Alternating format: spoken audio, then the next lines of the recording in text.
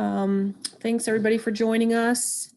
We have 5 presenters today. You have 25 minutes to talk, to present, and then 5 minutes for questions. For each presenter, just remember to read the question out loud before answering. That way it will be part of the recording.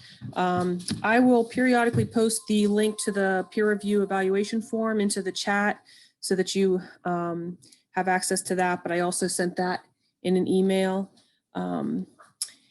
And I think that's everything. So Ashley, you're first. So if you want to go ahead and start sharing your screen, go ahead.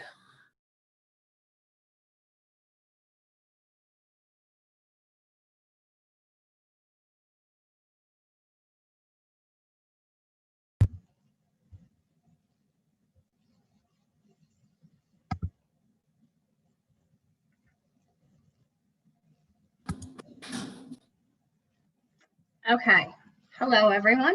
My name is Ashley Holman, and I am presenting my project titled Plugging into the Future, a Case Study in Rural America. So first I want to go over a brief overview of how my presentation is set up. I'm going to do a quick introduction, then provide some background information, then go over the project objectives, the proposed methodology, anticipated results, my project timeline, and then followed by any questions.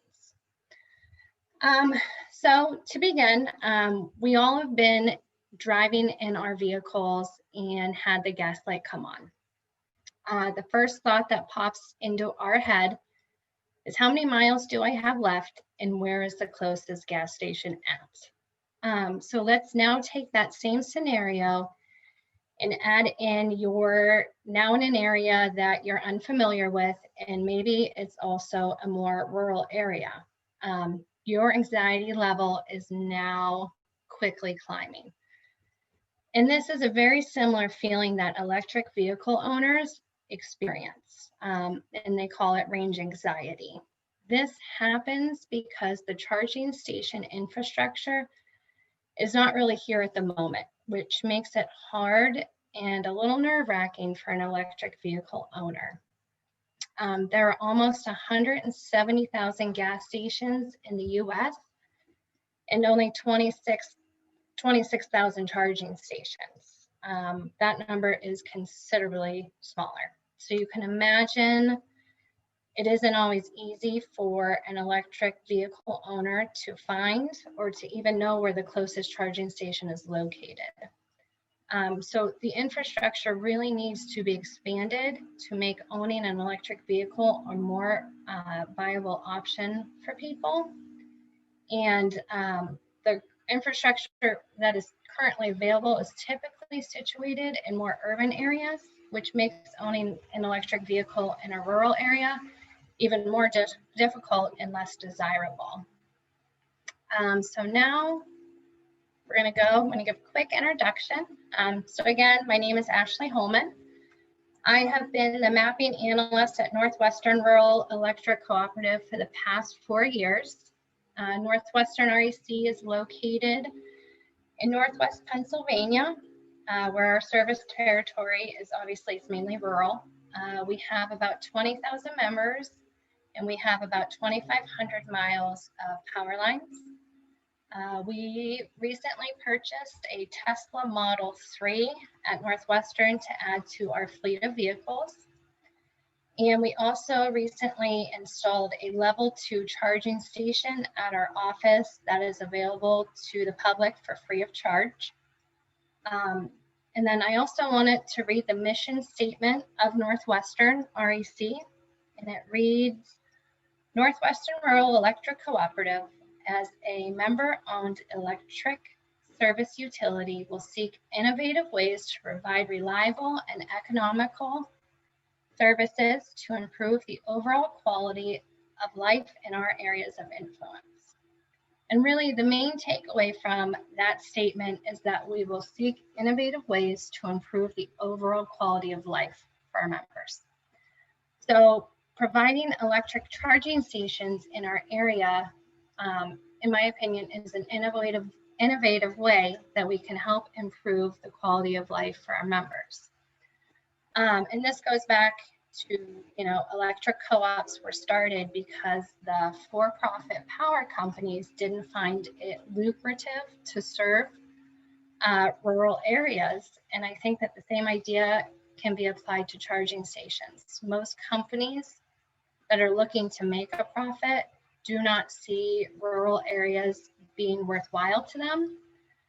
So that is where Northwestern can come in and help provide these services that other companies are not wanting to do. There's definitely a need for charging station infrastructure to be expanded, and rural areas need to be a part of that focus. So with that being said, my project is identifying potential locations for charging stations within Northwestern REC's service territory. And next, I just wanted to share a quick map of where our service territory is located. In Northwestern Pennsylvania, we're about an hour and a half from Cleveland, Pittsburgh, and Buffalo. And so the next thing I want to go over is electric vehicle ranges. This chart shows that distances range from anywhere from 110 to a little over 400 miles. You can also see that the cost goes up as your range goes up.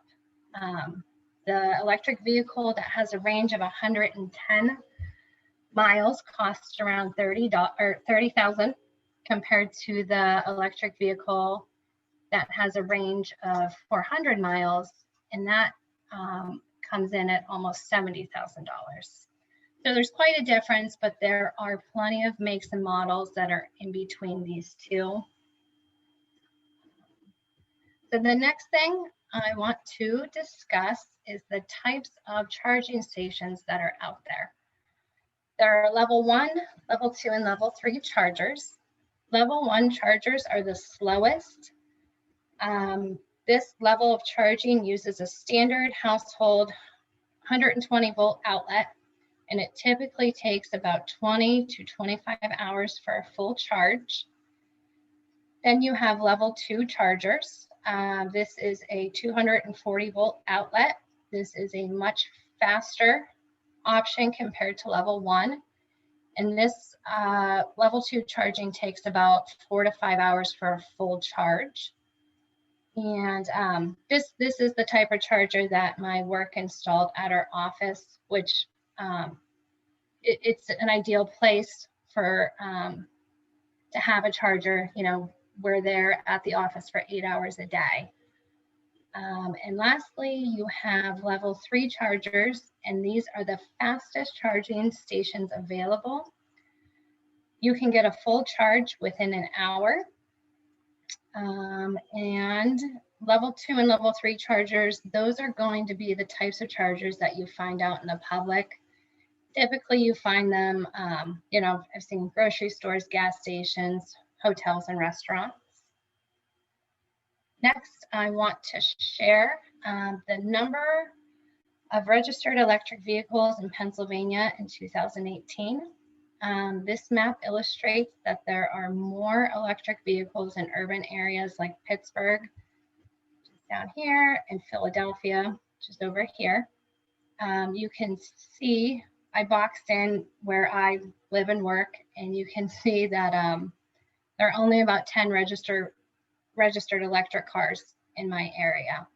And sometimes you have to wonder, is that number low because we don't have a sufficient number of charging stations? And what will happen if we add more? Is that going to help increase the number of electric vehicles that are owned in our area? So the next map I want to share is it shows the number of charging stations that we have within our area. Within our territory, we have 2 charging stations. Both of these are level 2 chargers. One is located at Northwestern REC, and the other is located at Allegheny College in the city of Meadville. So you can see, if you look to the north, if you head towards Erie, there are a number of chargers located near the city. It's a bigger city and more urban compared to the area I live in, so it makes sense that there's more chargers there. Next, I want to go over some of the benefits that identifying potential charging station locations.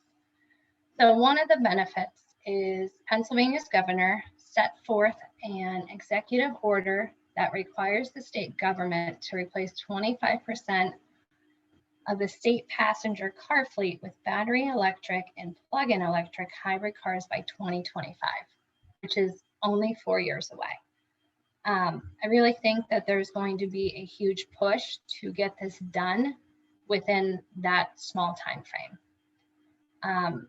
Other states have set similar mandates, and they have directed utility companies to invest in transportation electrification to help them reach their goals. So that is something I could see Pennsylvania doing as well. Another benefit is obviously reducing greenhouse gas emissions and decreasing our dependency on fossil fuels. Another benefit is filling in those gaps and expanding the charging station infrastructure. And doing this will help alleviate that range anxiety that electric vehicle owners have. Another benefit of this project is that we are going to contribute in the effort to increase the electric vehicle market and make owning an electric vehicle a more viable option. And another benefit of adding charging stations to our electric lines is that it would increase our load, which in turn increases revenue. And lastly, having more electric vehicles on our system can lead to a higher evening peak load for us. And that would be for like level 1 charging when we have a member at home, they get home from work, plug into their house, and then their vehicle charges overnight. So next, goals and objectives. The main goal is to identify potential locations on Northwestern REC lines for level 2 or level 3 charging stations. To do this, I had to research other similar studies, and then based on those, I identified what suitability factors that I am going to use for my project. These factors include being located within Northwestern REC's service territory, the distances from other charging stations, population, main roads, and having an existing power supply. I think that these factors combined are going to help identify suitable areas for charging stations within our service territory. So the next slide, it shows exactly what the goal is, the criteria that's going to be used, and where that data is going to come from. So again, the goal is to identify potential charging stations in a rural area, and in this case, it's Northwestern's territory. And then, so the criteria, one of the first factor that I'm going to use is proximity to our power lines. And this shapefile is obviously, it's going to be obtained from my work. And and the idea behind that is that it makes more sense to put a charging station near existing power lines. If we were to have to build power lines, then your installation cost is going to increase, which we don't necessarily want. The next factor that I'm going to look at is distance to other charging stations. And this data is going to come from the US Department of Energy. And the idea behind this is it doesn't really make sense to place charging stations within close proximity of each other at this point.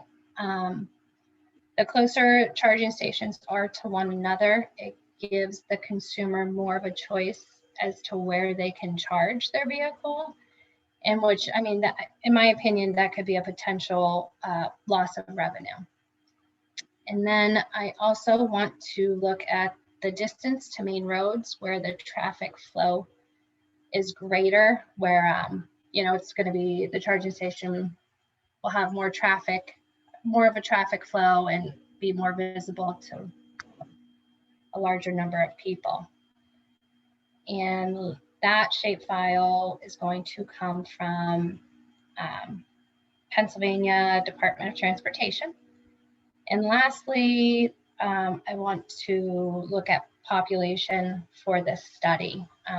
That data is going to come from the US Census Bureau. And I want to identify areas that have a larger population compared to some of the other areas in our service territory. So now that we know what criteria I will be using, I want to discuss my proposed methodology. The first step in this process was to identify the important suitability factors, which I've already done. Then the next step will be collecting the data. Once I have the data, then the data processing and analysis can begin.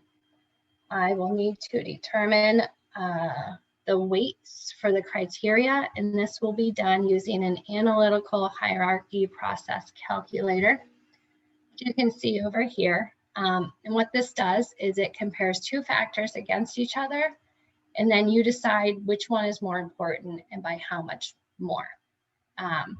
So for example, if I'm gonna compare power lines and then distances, I said power lines is more important, and it is, you know, only a 3 compare, it's only that much more important, a 3. And then, so once that's done, the AHP calculator will then calculate the weights for your criteria. And once that is done, I will need to convert all of the layers to a raster format, and then they will need to be reclassified for suitability. Once the rasters have been reclassified, I will combine them using the raster calculator and factor in the weights that were determined using the AHP calculator. And then finally, the resulting layer is going to identify potential charging station sites. So that brings me to the next thing, next question. What do I anticipate the results to be? So what I anticipate is a final map that shows several suitable locations on Northwestern REC lines for level 2 or level 3 charging stations. Once I have this map, I plan on sharing it with management at Northwestern, and I would also like to share this information with our members. I think that informing and educating our members on what we are working on and what we're working on, it's going to be an essential part of the electric vehicle movement in our rural area. And lastly, I'm going to go over my project timeline. I'm going to complete Geography 596A this month. And then I will continue my research, gather information, and conduct the analysis from January to May of 2021. Plan on taking Geography 596B in the fall of 2021. And then I would like to present my findings in the spring of 2022. I would like to have my project published in Penlines Magazine, which is a monthly magazine that goes out to our members. Another option for me presenting my findings would be a local GIS user group meeting. It happens quarterly. So that's another option. And also The Clarion University GIS User Conference would be another place for me to present my findings as well. So, references. And then finally, does anybody have any questions?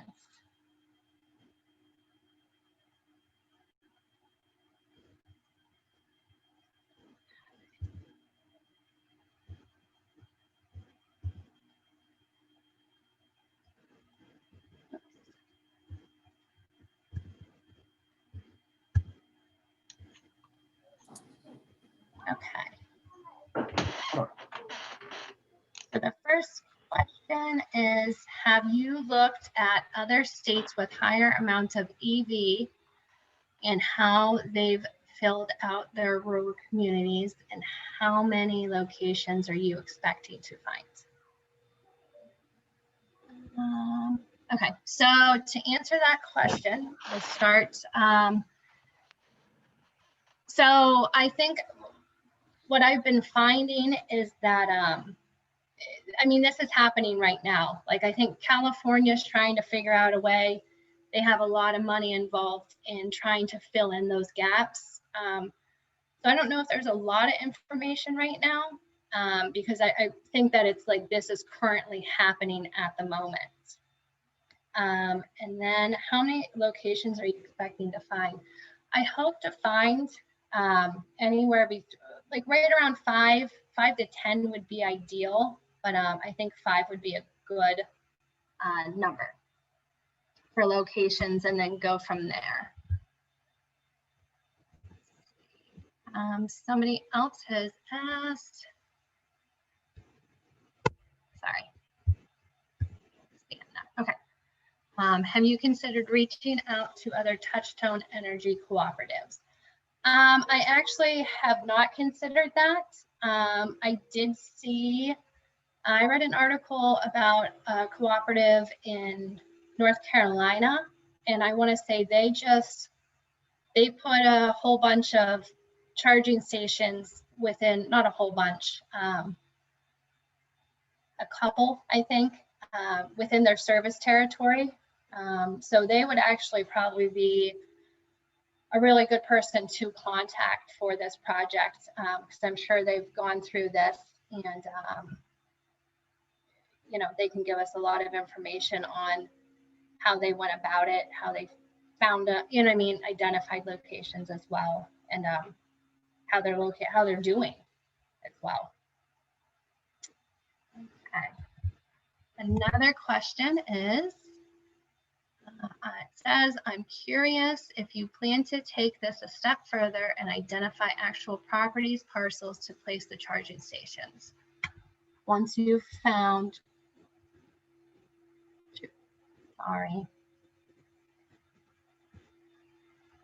once you've found where suitable areas are, and if the cost associated with acquisition licensing would play a role too.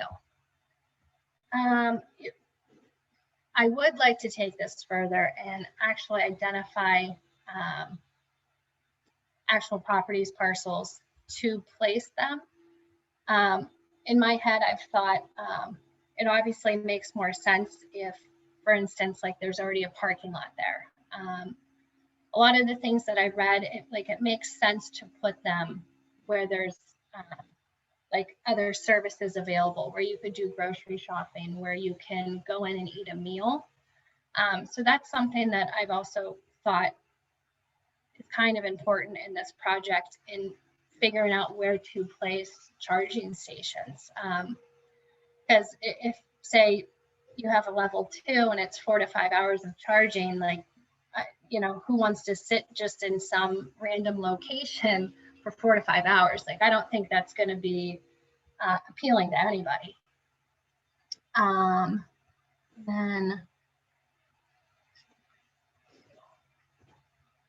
then there's also like, so I've seen a lot of Tesla chargers at, we have the gas stations that we have around here, we have Sheets, and a lot of a lot of Sheets have Tesla charging stations. So I also wonder if there's like ways that leasing You know, if you can lease a portion of their parking lot, and I'm not exactly sure how that works, but I think that's something that we definitely need to look into, because then that would, you're not billing, if you're using a portion of their parking lot, that's less money that you have to spend to set up the infrastructure. Okay. So the next question, once you have your 5 locations determined, what is the next level of decision making? What factors and or who will determine the final selection?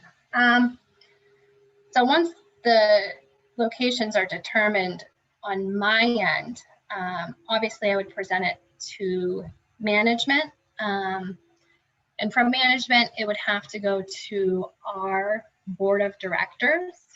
So being a cooperative, we have a board of directors, and projects like this, like they're always involved in, because they, you know, they work for our members and make sure that, you know, checks and balances, that we're doing the right thing. So it would have to go to our board of directors, and then they would almost have, they would, between the CEO and our board of directors, that would be the final selection. And I think you would just present you know, different scenarios, and you'd have to show them all of the information. I think showing them traffic counts and you know, and they're very familiar with the area too. So if you told them, you know, if you gave them a location, they're gonna have an idea of what it's like as well. Okay, great job, Ashley. Lots of questions. It's a very interesting project, so good luck with it. Thank you very much. Okay, so if you want to stop sharing, and then Danny, whenever you're ready to start sharing, you can go ahead and start. All right. Let's see.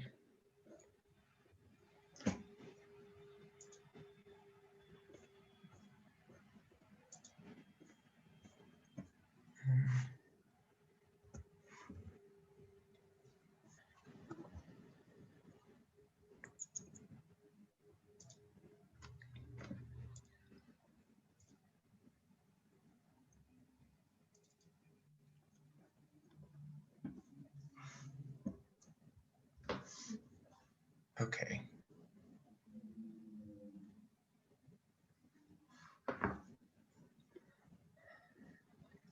Can everybody see it okay? Can you hear me? Yeah, we can see it and hear you. I think you just need to start your slideshow. Let it go.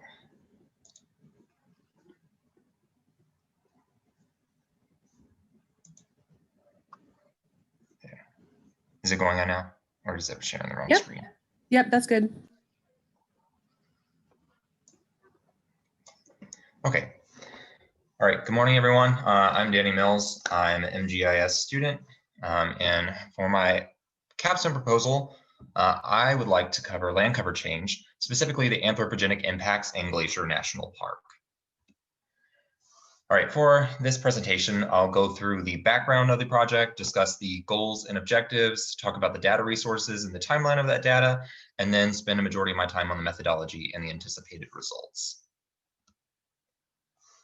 All right, so a little bit of background. The National Park Service was established to preserve what are considered our greatest national treasure, which is the wilderness and uniqueness of our landscapes.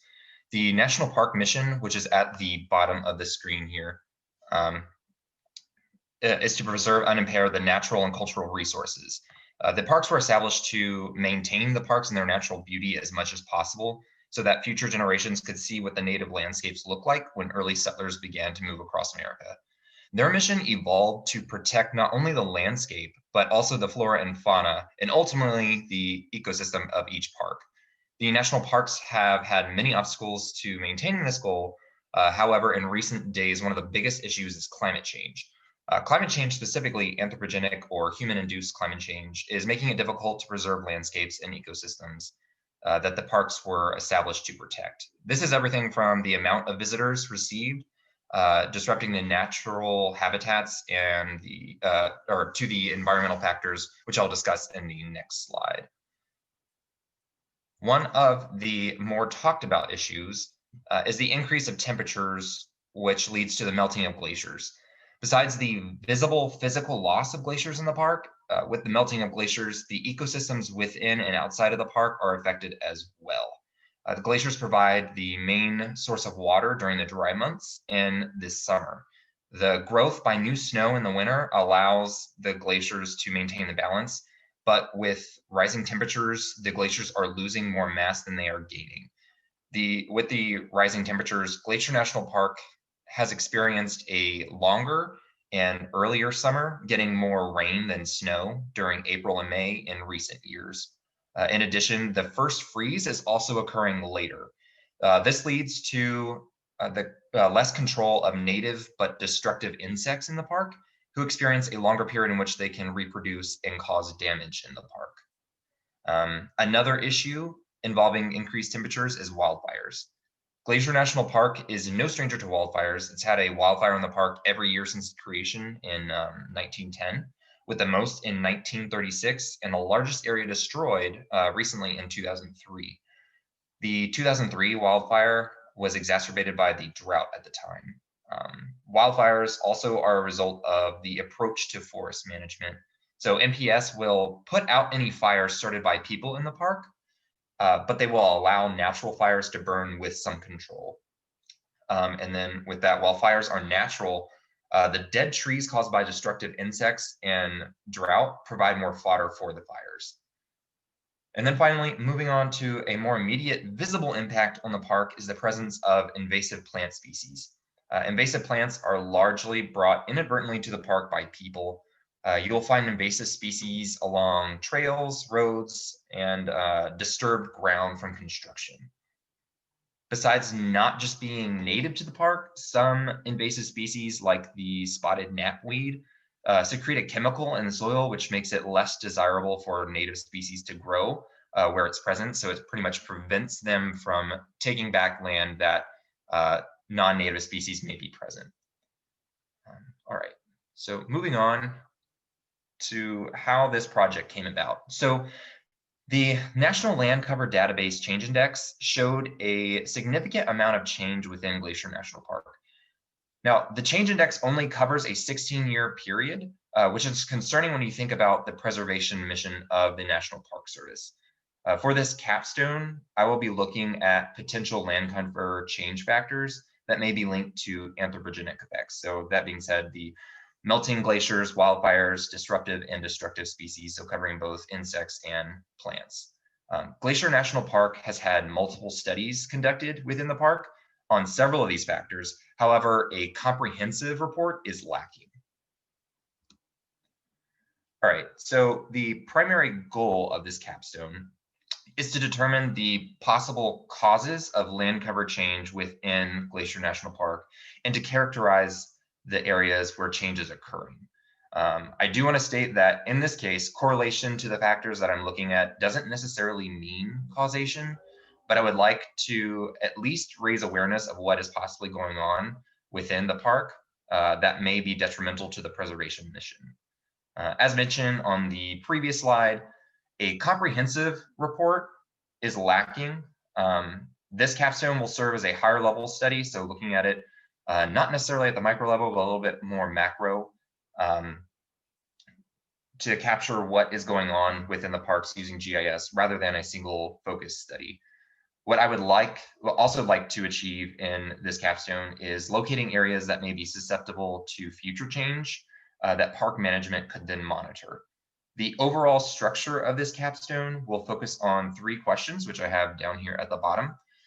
Where is land cover change occurring? What potential factors contributed to land cover change? And where is there potential for future change? Each part of the capstone will build on the previous part to help the analysis become more in depth, kind of a building block approach. All right, so the data for this project largely comes from national databases, and I have already gathered most of it. Of note, on this page, the invasive plant data was a mixed collection of citizen science and park employees. And because it was collected this way, most of the data only exists along trails and roads. However, everything else is largely vector format. So when comparing it to the raster format of the change index, I'm going to have to do a lot of conversions, which I'll get into in the methodology section. All right, so the timeline of the data. It's important to discuss for this capstone because it creates a level of uncertainty in the results. As mentioned, the National Land Cover Change Index covers a 16-year period, but it does not distinguish if there has been any land cover recovery. The change index compares 2001, 2004, 2004, 2006, and so on and so forth. If there was a change that then reverted to the original classification, it still is captured as change. So it's going at the pixel level. So it may have started as shrubland, it reverted to barren, and then it reverted back to shrubland. It's still captured as change occurred during that 16-year period, whether or not it has been recovered. So that's something that I'm going to have to consider as I'm going through this data.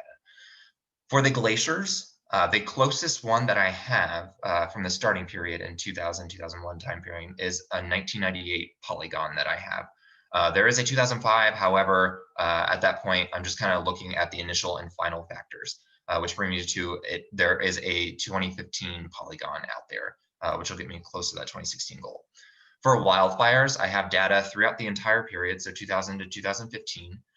For the non-native plants, so I've kind of colored this one a little differently, just to make it known that I have a solid yellow block in 2019. So the data, I don't know if you can see it on this screen or this screen. The full yellow block, it just means the data that I have is current for 2019. However, if there was a species that was collected before that, it might still be present in 2019. There is no distinguishing factor if the specific area where the non-native plants was captured was ever recovered. So that might be data lost because in 2019, if they were able to get rid of the non-native species, it won't be in the data that I have, which looking for this time period, I might lose. And then if a species was collected prior to the period that I'm looking at or post, so after 2016, that might be included in the data. It might skew the results as well. And then finally, for destructive insects, I have a giant file that covers everything, I think, from 1980 up to 2019. It is a mixed bag between wildfire data, destructive insects, and even things like wood rot and things like that that are not contributed. So I'm going to have to nug through that data and sift through and just pick out the 2 destructive insects that I'm looking at. All right, so methodology. So as discussed, I want to do the building block approach using these 3 questions. So where is land cover change occurring, the potential factors, and then potential for future change? Where is that at?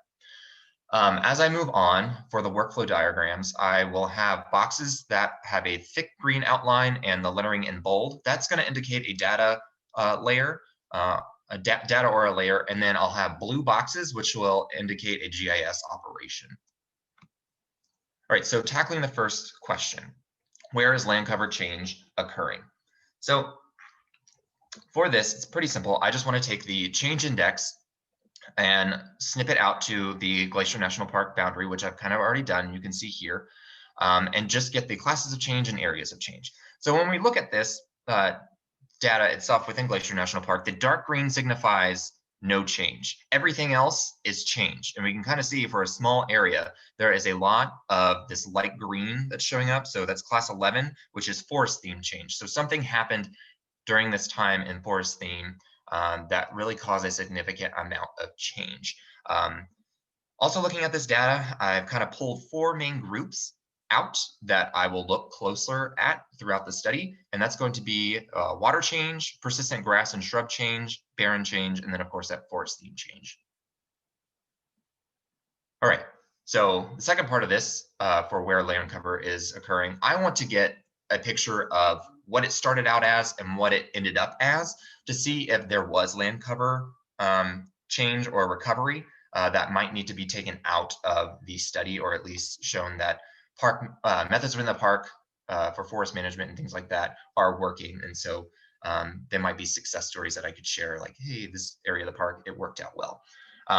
What I do want to point out on this slide is the 2001 data here and the 2016 data here. If we look in the upper northwest corner of the park, we have a large green, dark green area and kind of a beige area here. But if we look in 2016, this large area of green is now a light beige color, and then there's this tan color. I wanted to point this out because I'll kind of show some things as we go through the data and the workflows that concern this area that might lead us down to looking at more factors.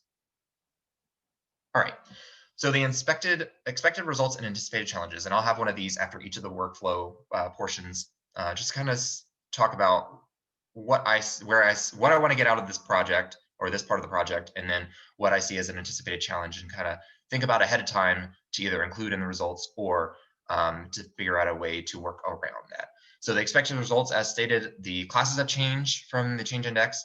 The areas have changed, but with that, I want to include a percentage because numbers mean more when you have a picture with them. So getting that percentage of change will be beneficial, especially to park employees. The initial and final NLCD classifications, which I already have, and then the remaining land cover, I think, is important to note, as well as new land cover. So when we're talking about preservation, we want to keep those ecosystems intact, but if there's new land cover, what does that do for the native flora and fauna there? Does it allow for new spaces for new flora and fauna to move in? And then for one of the anticipated challenges is the broad classification categories that generalize the change. So National Land Cover data set, it looks at large classifications. However, I might need to bring in a finer classification of vegetation or soil data or things like that that get a little bit more specific to get a little bit more out of the results. All right. Second question is what potential factors, and I'll kind of go through each of the data layers that I have for this. So this is the fire data. I have it, a large file that has all the data from 2000 to 2009, and then a file that's 2010 to 2015. So what I want to do is want to combine those and bring them over to a raster layer so that I can use raster calculator, just an easy way to quickly determine correlation within the national change index and the change factor that I'm looking at. If we notice that large green area that I pointed out earlier in the 2001 data, there has been a large fire, at least this is the 2003 fire, I believe. And if we look over here, when we combine them, so this is where I'm expecting a lot of that forest change to have occurred. All right, so expected results for this, the areas at NLCD change index correlated to wildfire. And then as stated before, percentage of land covered altered, and then the land cover areas that changed and the ones that resulted. One of the recurring anticipated challenges is the inaccurate or loss of data due to conversion from polygon to raster. So we're all kind of familiar with boundary areas when it comes to converting polygons to raster and even inputting data. You're looking at the pixel level. So some data might be lost, some data might be misassociated, some data might be included that shouldn't be included. So that's always going to be an issue, especially when I'm trying to go pixel by pixel with the change index. All right, moving on to glaciers. So as stated, I have a polygon layer for 98 and 2015. Want to bring those together as well. Again, convert them to raster, and then raster calculator of 0 no glacier and 1 glacier, and just get that areas that change where glacier loss occurred.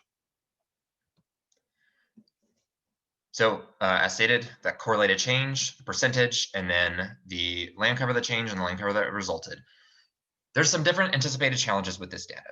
So the glaciers, this data only examines where glaciers are located, but it doesn't capture if melting led to an increase in the size of bodies of water. So when we're looking at that water classification that I mentioned on the change index slide, those areas might not be captured with the location of the glaciers. And so I might need to look at the temperatures and then the increases or decreases in sizes of bodies of water in addition to melting glaciers.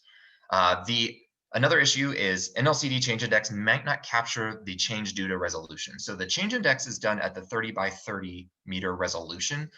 For glacier change, it's not drastic from year to year. And so that data might be lost because it's such a gradual change. I'm hoping to make up for that by possible imagery and things like that. And then again, the consistent and accurate loss of data.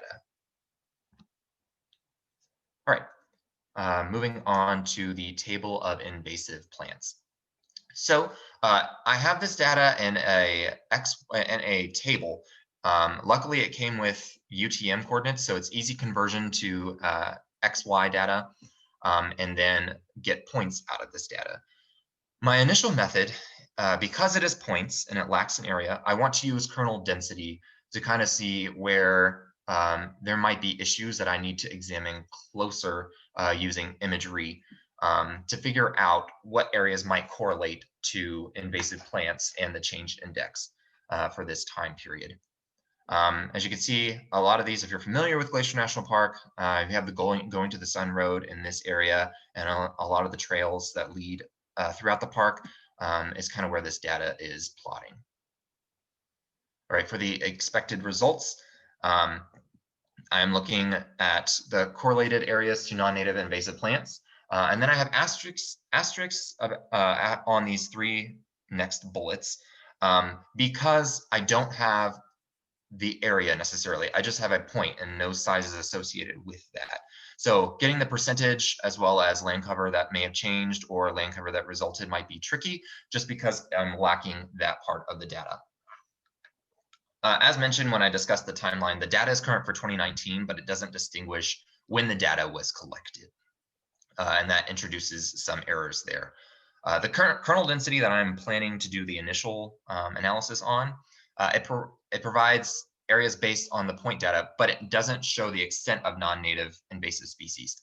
So to get around that, I might need to do a buffer around each point to create an area and compare using raster calculator. That way it kind of folds in with the results. I might end up doing both of these methods just to get some perspective and some additional analysis out of it. All right, and then the NLCD change index might not capture the change due to resolution or no change in classification. So I kind of mentioned this before when I talked about the change index on how if there was recuperation or recovery within that data set or during that time, it wasn't necessarily taken off as this change has been mitigated. It was just still classified as change. It's kind of the opposite here, where these are smaller shrub plants that we're looking at. So shrubland might still appear as shrubland, and therefore the change index may not capture any of the invasive species or issues due to invasive species. It could be a factor if they took over an area and prevented a tree or something like that from growing. But largely, this might be an issue that I'm going to have to tackle with imagery. All right. One of the last factors that I'm looking at are the destructive insects. So destructive insects are native to Glacier National Park. However, I have chosen two that have caused a lot of damage, and that is the western spruce budworm and the mountain pine beetle specifically. So in the polygons that we have on this slide, look all this large purple area. This encapsulates, I kind of mentioned before, all the destruction within Glacier National Park. And this can be attributed to wildfire data, rot or insect damage, or a number of things. What really comes out of this when I'm looking at the expected results, kind of a little different, is I want to take the data and try to compare it to the areas affected by wildfire. So when insects go after trees, it kills them, they end up dying, drying out, and it's just more fodder for wildfires to take place. So looking at areas where wildfire exists as well as insects, it might be a good indicator of where park management should look out for wildfires to occur. For some of the anticipated challenges, I'm only looking at two insect species, as stated, the budworm and the pine beetle. Others may exist, and I'm not going to rule them out just yet, but because of the amount of work that I'm putting forward in this project, I think I'm just going to keep it to the two species, and then maybe do an additional of all insect damage within the park and kind of look at that. Another issue that I'm looking at is the NLCD, or this part of the polygon might not show damage prior to or post wildfires. So if a wildfire occur, it might obstruct all the data on the insect damage that may have occurred prior to a forest fire or post forest fire if they were unable to go back and collect any data or do overlapping polygons for that data, which might be a cause of concern. And then final question is, where's there potential future change for land cover within GMP? So what I want to do for this, and this is kind of the initial thoughts on this part of the project, is use Landsat imagery from 8 and 7 to cover the entire period and look at the initial and the final layers, specifically for NDVI and CIR, just trying to get healthy vegetation picture when it comes to wildfire areas and for insect damage. So this is starting and finishing. This is where I want to get into the how do I find future change? Finding areas that kind of correlated to areas that changed during this time and then seeing what the health of them post or before is going to be beneficial, as well as looking at 2016, what are we seeing that might match up with the initial picture before some sort of change occurred. To do this, however, I might need to bring in some additional data. So I did put asterisks on the land cover classification that changed and ones that resulted, just because it's going to be less scientific or objective and more subjective, because when we're looking at this, it's just kind of be a lot of overlay, especially with the National Land Cover data set. And then for the anticipated challenges, as I stated, only looking at 2001, 2016, I might need to expand the study to every NLCD year and look at imagery prior to and post. And then finally, vegetation is not, vegetation health isn't enough to show future change on its own. I'm going to need to bring in other layers that I might not have here, so such as vegetation, trail data, roads, elevation, soil data that might help. And then it may reflect potential for fire more than any other factor is what I'm looking at here. All right, so for the anticipated results, I'm looking at correlated change factors to areas of land cover change within the change index. The suggestions, so I don't want to rule out anything, of other change factors that are not captured by this, and that's where that other data comes in. And then I want to produce multiple maps, either isolating or comparing each factor, kind of overlaying it. I kind of discussed that with the insect and the wildfire data, seeing where they line up. And then finally, some imagery analysis of vegetation. Currently, I am signed up to present at the American Association of Geographers in April, and this project should take me from now until about March to get everything underway. So with that, are there any questions for me?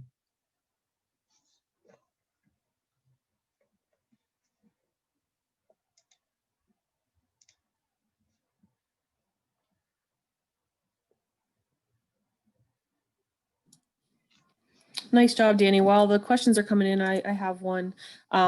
First of all, this sounds like this is a great project. It sounds huge. It sounds daunting, and lots of challenges, especially it struck me with the 2 change index issues that you mentioned. Are there any other like national parks or similar areas of land that have done what you're doing successfully? So with that, I have not come across any studies. So I'll take that back. When I got the change index and took a look at it, there was a study done that just looked at areas that have been converted to human areas, so urbanization. But everything seemed to ignore the change index from land cover to land cover, excluding urbanization. To me, I like conservation. I like national parks. That's kind of like where I want to go after the military. Just kind of look at that. And I didn't see enough done with the national land cover data that encompassed that. And that's where I kind of was like, hey, this interests me. I want to cover this more in depth and see what's there, because some things like urbanization can scream louder than normal conservation efforts, just because we can see it so plainly that we might lose things like habitat management and loss and things like that. Great. Well, I'm glad you're tackling it, and I hope you'll be able to help others do the same for other areas. Yeah, me too. I do have Jeremy a question here from Jeremy Penton. Just curious, do you live in that area? I do not. Military, I move around a lot. I currently live in Las Vegas. I went to Glacier National Park in 2014. Absolutely loved it. All the pictures in this slideshow from Glacier National Park are what I took on my iPhone. And I hope to go back as soon as this capstone is over, and maybe even pass along the results to some of the park management there.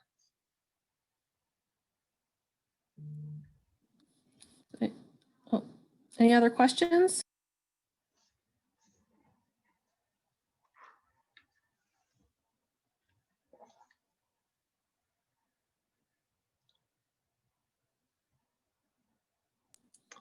If you have any questions after this, feel free to email me. That's perfect. Thanks so much. Okay, so Dan, if you want to stop sharing, and then Paul, you can start sharing whenever you're ready.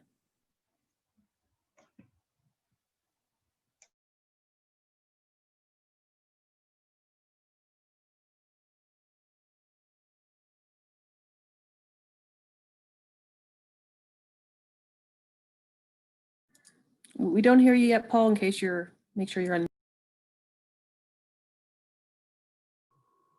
Can you hear me now, and can you see my slides?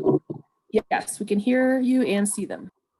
Okay, I will begin. All right, good morning from St. Louis, Missouri. My name is Paul Kim, and I will be giving my MGIS capstone proposal presentation on the Iraqi Popular Mobilization Forces, their impacts on the return of Iraqi internally displaced persons during the post-conflict period following the Iraqi Civil War, which took place from 2014 to 2017.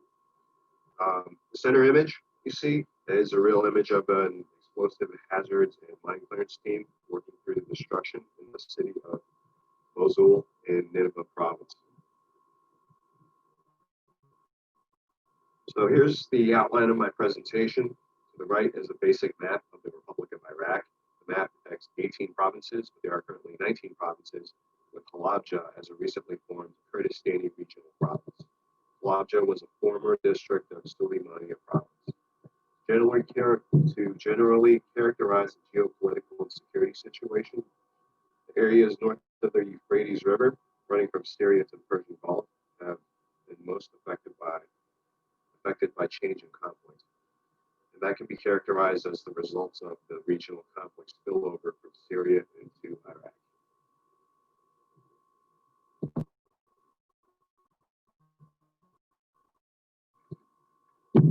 The Iraqi situation quickly deteriorated following the withdrawal of U.S. troops from Iraq in 2011.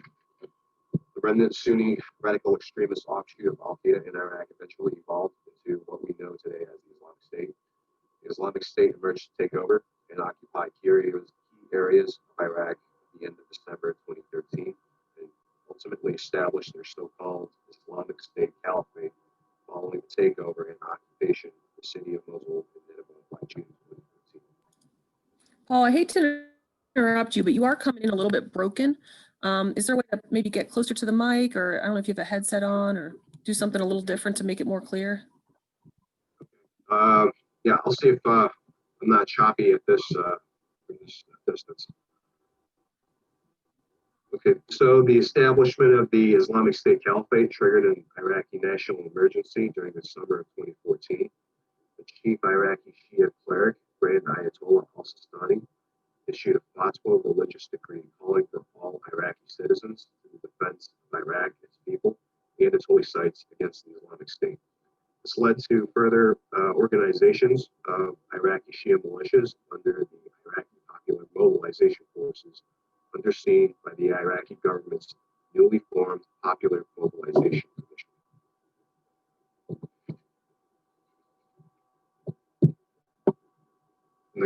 And then major periods of fighting and Iraqi liberation efforts took place between 2015 and 2017. And the caliphate was eventually ousted, and the occupation was declared over by the Iraqi government in December 2017. Since 2018, Iraqi recovery and stability efforts have been ongoing, with a major influx of formerly displaced returnees returning to their origins or locations of origin following the Iraqi liberation.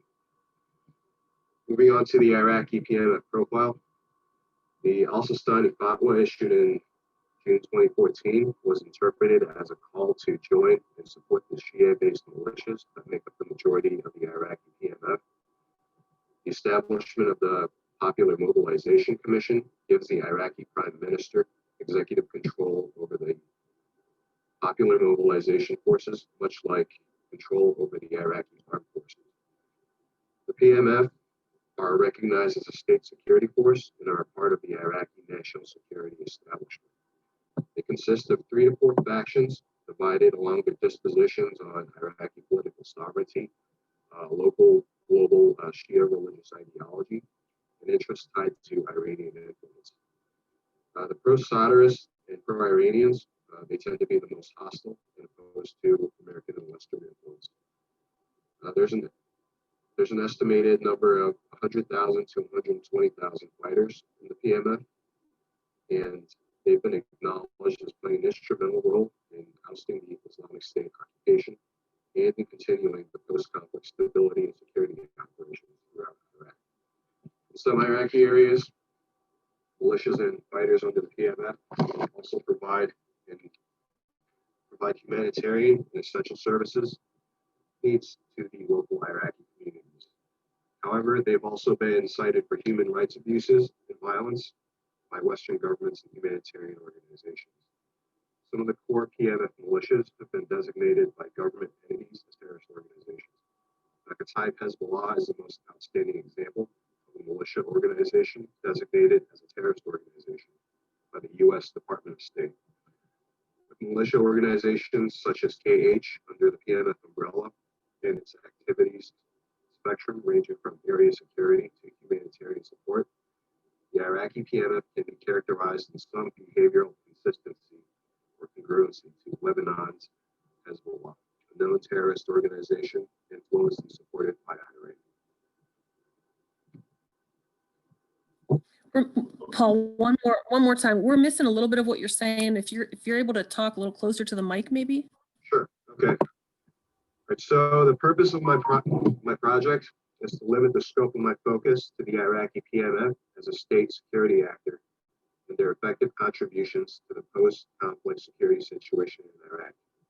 What I'm trying to find out is if Iraqi PMF security activities and events are having a positive impact on the arrival formerly displaced returnees, as well as the arrival and integration of Iraqi IDPs. While the Returns Working Group, among other groups within the UN Migration Agency, have surveyed and identified living conditions and employment as the primary factor of further displacement, integration, or return to origin, safety and security are the factors that led to initial displacement, as well as remaining and continued displacement. Post-conflict IS resurgence and continuing violence has been a driving factor for PMF security actor efforts. Changes in the IS attacks and events will be a more directly related variable to PMF security events. The nature and frequency of both PMF and IS events would impact the safety and security of the geographic areas in which the IDPs and returnees remain or depart. Furthermore, with consideration to the sectarian-oriented abuses and tensions surrounding the Iraqi PMF, I'm also interested to see if the intention of demographic or inadvertent results thereof are taking place. Here are some displacement estimation figures provided by the UN Migration Agency. While displacement totals during the Iraqi Civil War totaled over 5.8 million, most have returned to their locations, their original locations in province or district. And as of 2018, the post-conflict year, 1.9 million IDPs remain in displacement. Outstanding 60% of IDPs are originally from Nineveh, while 13 and 12% are from Salah al-Din and Anbar, respectively. These percentages are consistent with the time series of IDP numbers by provinces, by the province graphs to the right. Both Anbar and Nineveh provinces reflect sharp increases in displacements within and outside original provinces during the timeframes of the IS takeover, as well as major periods of fighting in differing areas during the liberation. An August 2018 survey by the Migration Agency shows that Most IDPs, remaining IDPs, intend to remain where they are in the next 12 months, while those waiting to decide can potentially shift to remaining. Read on the next slide.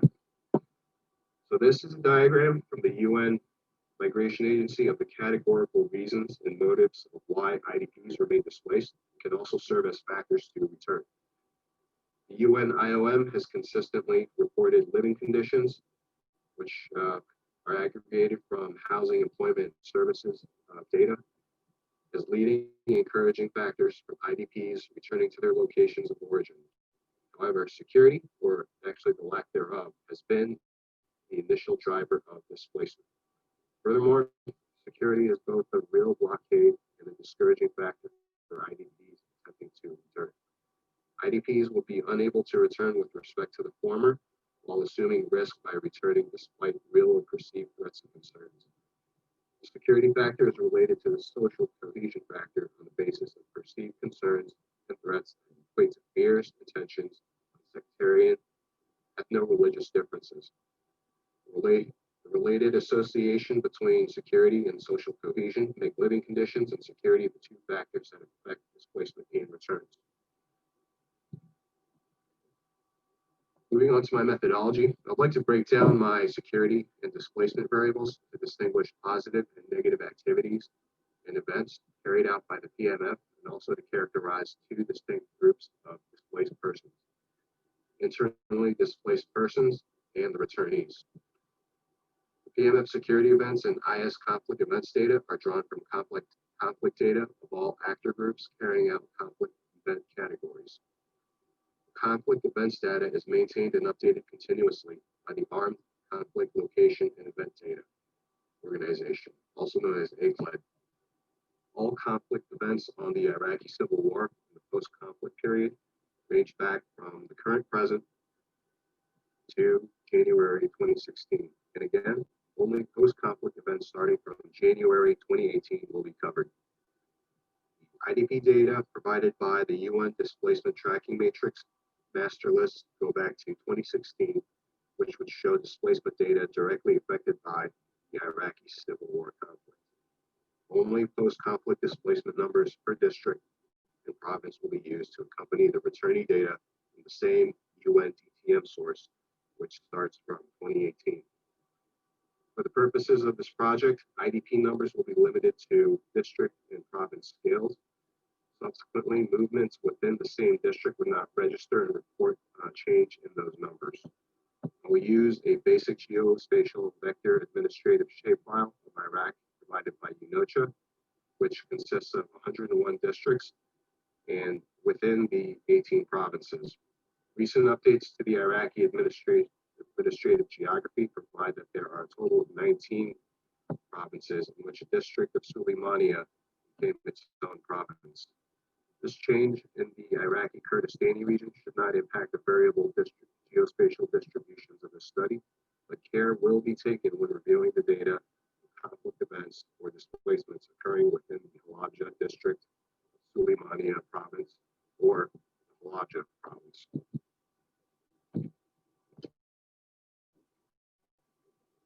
And here's a chart of ACLED conflict events categories, event types, and sub-event types.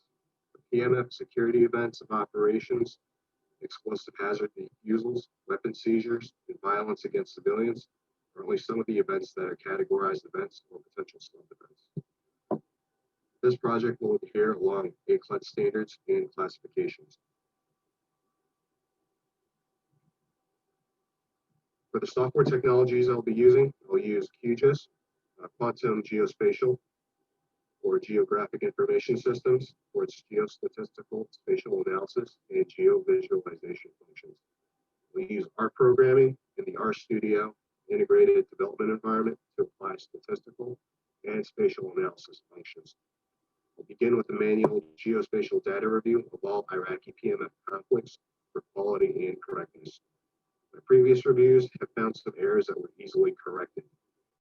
Following updated version of the conflict events data will require reviews.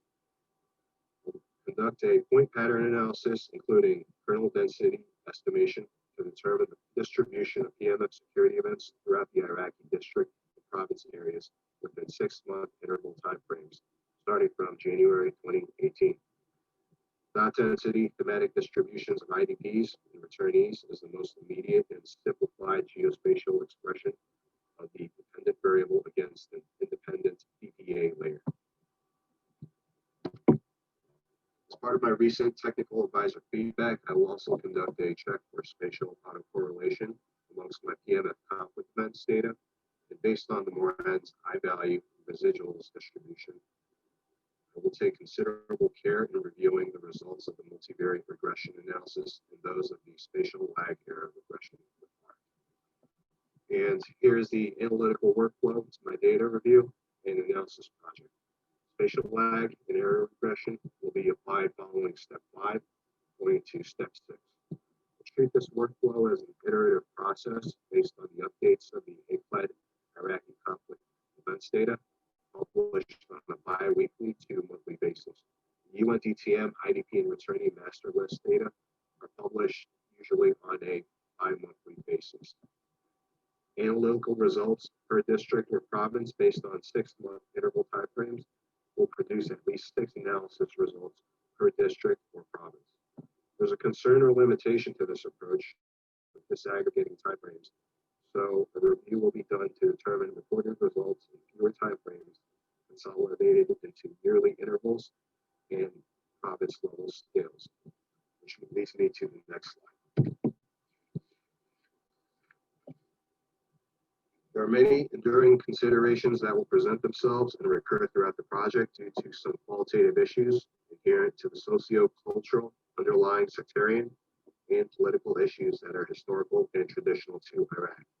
The formation of the Iraqi PMF umbrella may not necessarily be a new phenomenon or initiative calling when consideration is given to the existence of Shia-based communities and prominence of Shia militias since the ousting of the Saddam Hussein regime.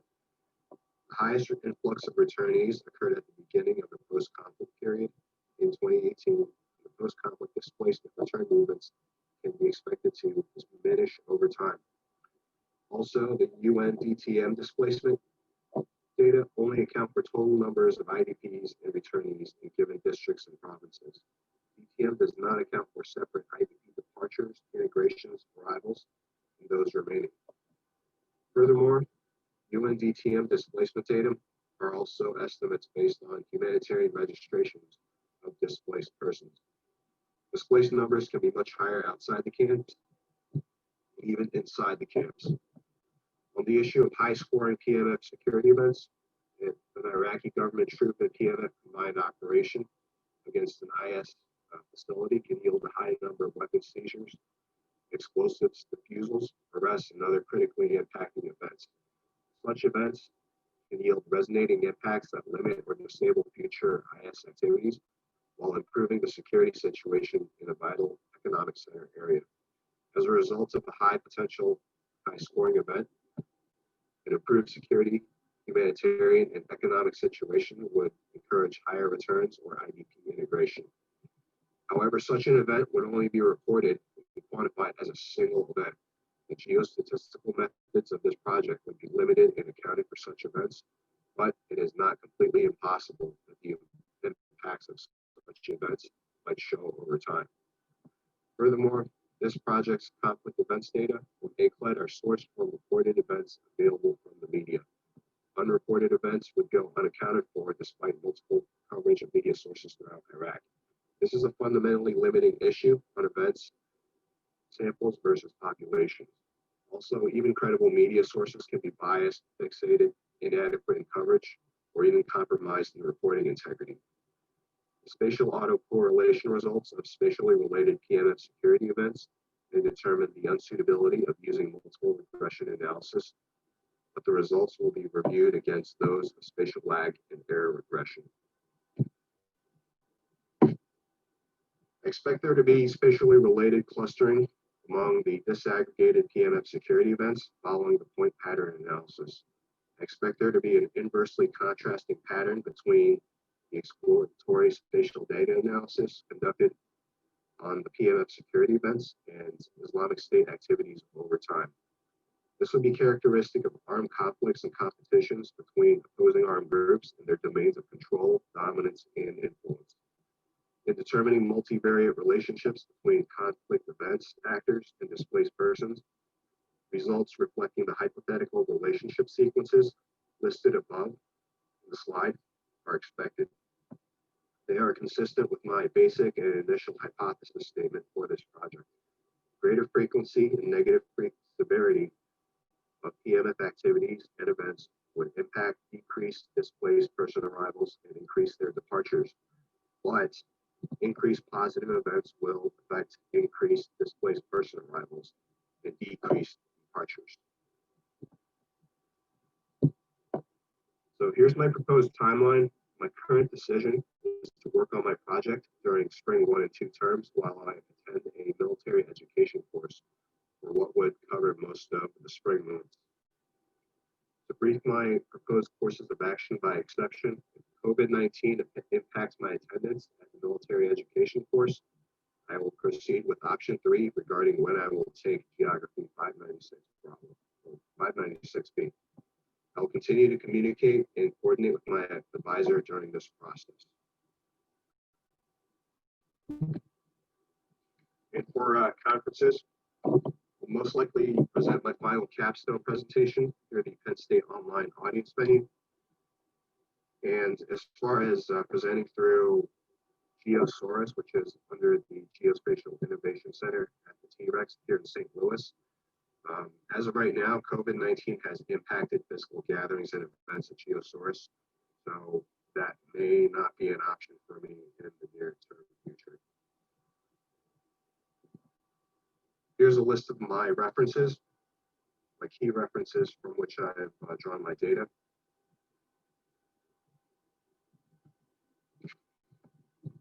And pending any questions, this concludes my presentation.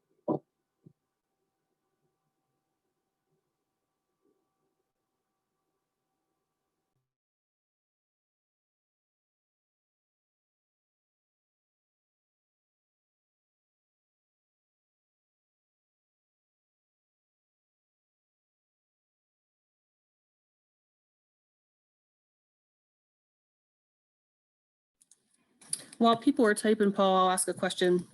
If it weren't for COVID and having to present in front of the students, or I guess, what's the geospatial convention that you had there? Oh, GeoSource, okay. And are there any other particular conferences that would be good for this? I just imagine like the GeoIn conference or something like that. It's just curious if you thought of any others. Actually, I have a lot of the conferences, like a lot of like the content, the subject of my brief and my project topic has a lot of low intensity conflict applications to it, and it can serve as a venue for study on the counterinsurgency topics in the military. And so I was thinking along the lines of some kind of military-based audience that does dive into and take deeper looks into subjects as non-state, armed actor groups. But I haven't found any as of yet, and I haven't seen any upcoming. And there is a certain, especially because it deals with a potentially some terrorist group. I don't necessarily want to go too open venue on it. I just want to have a limited audience when it comes to presenting the findings of my project. Thanks.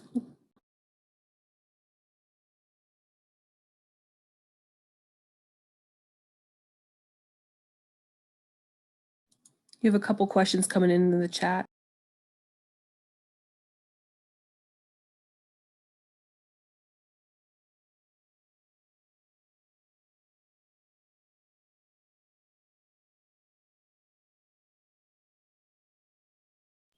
Can you see the questions in the chat?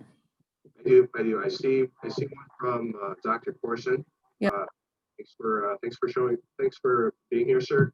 As far as the customer audience, what customer audience might be interested in my results? I think it would mostly be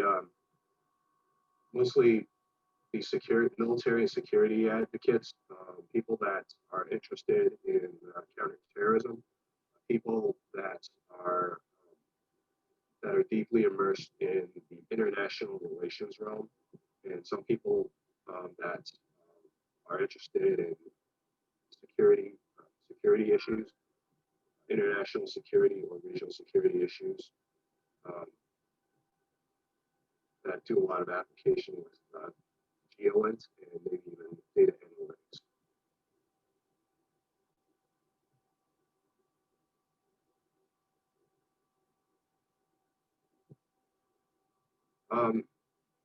Question from Mr. David Eric Goldberg.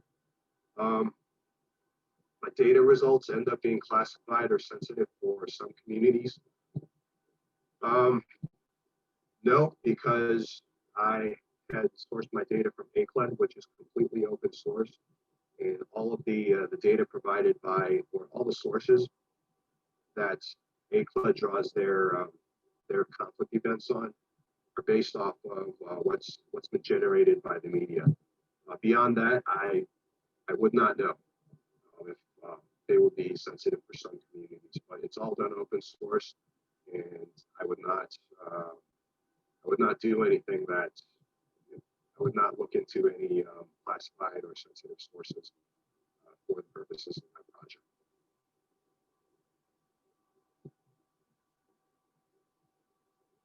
Any further questions? Well, it looks like not. If any come in, or I assume they can email you as well. Thanks, Paul. Appreciate it. Thank you.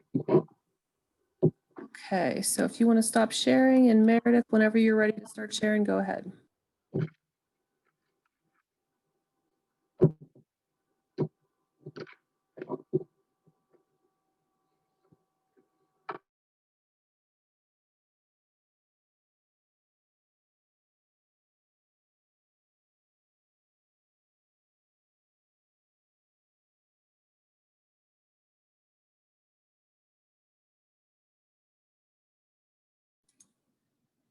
Meredith, can you share your slides?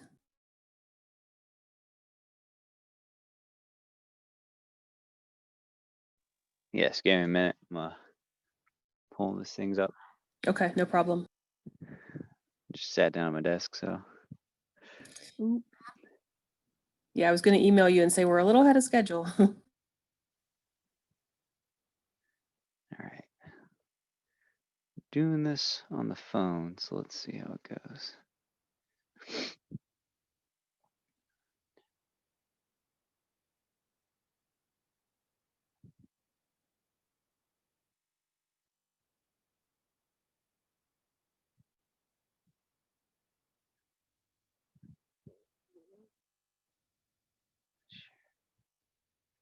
Screen.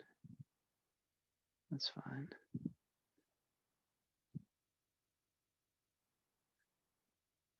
Allow.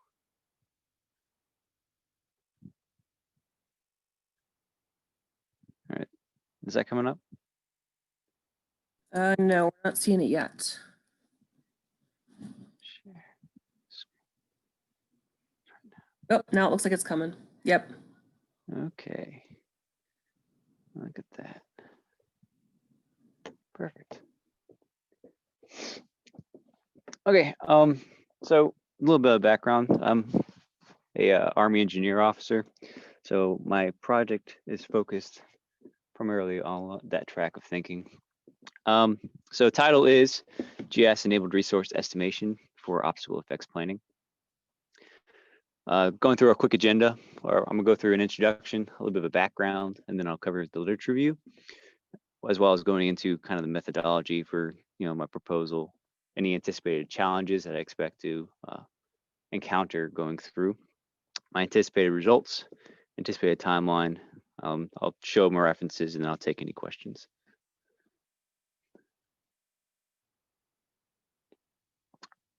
All right, so introduction. This project is, the purpose of it is to hone on the obstacle estimation process and translate a largely analog function that the Army uses into a GIS environment.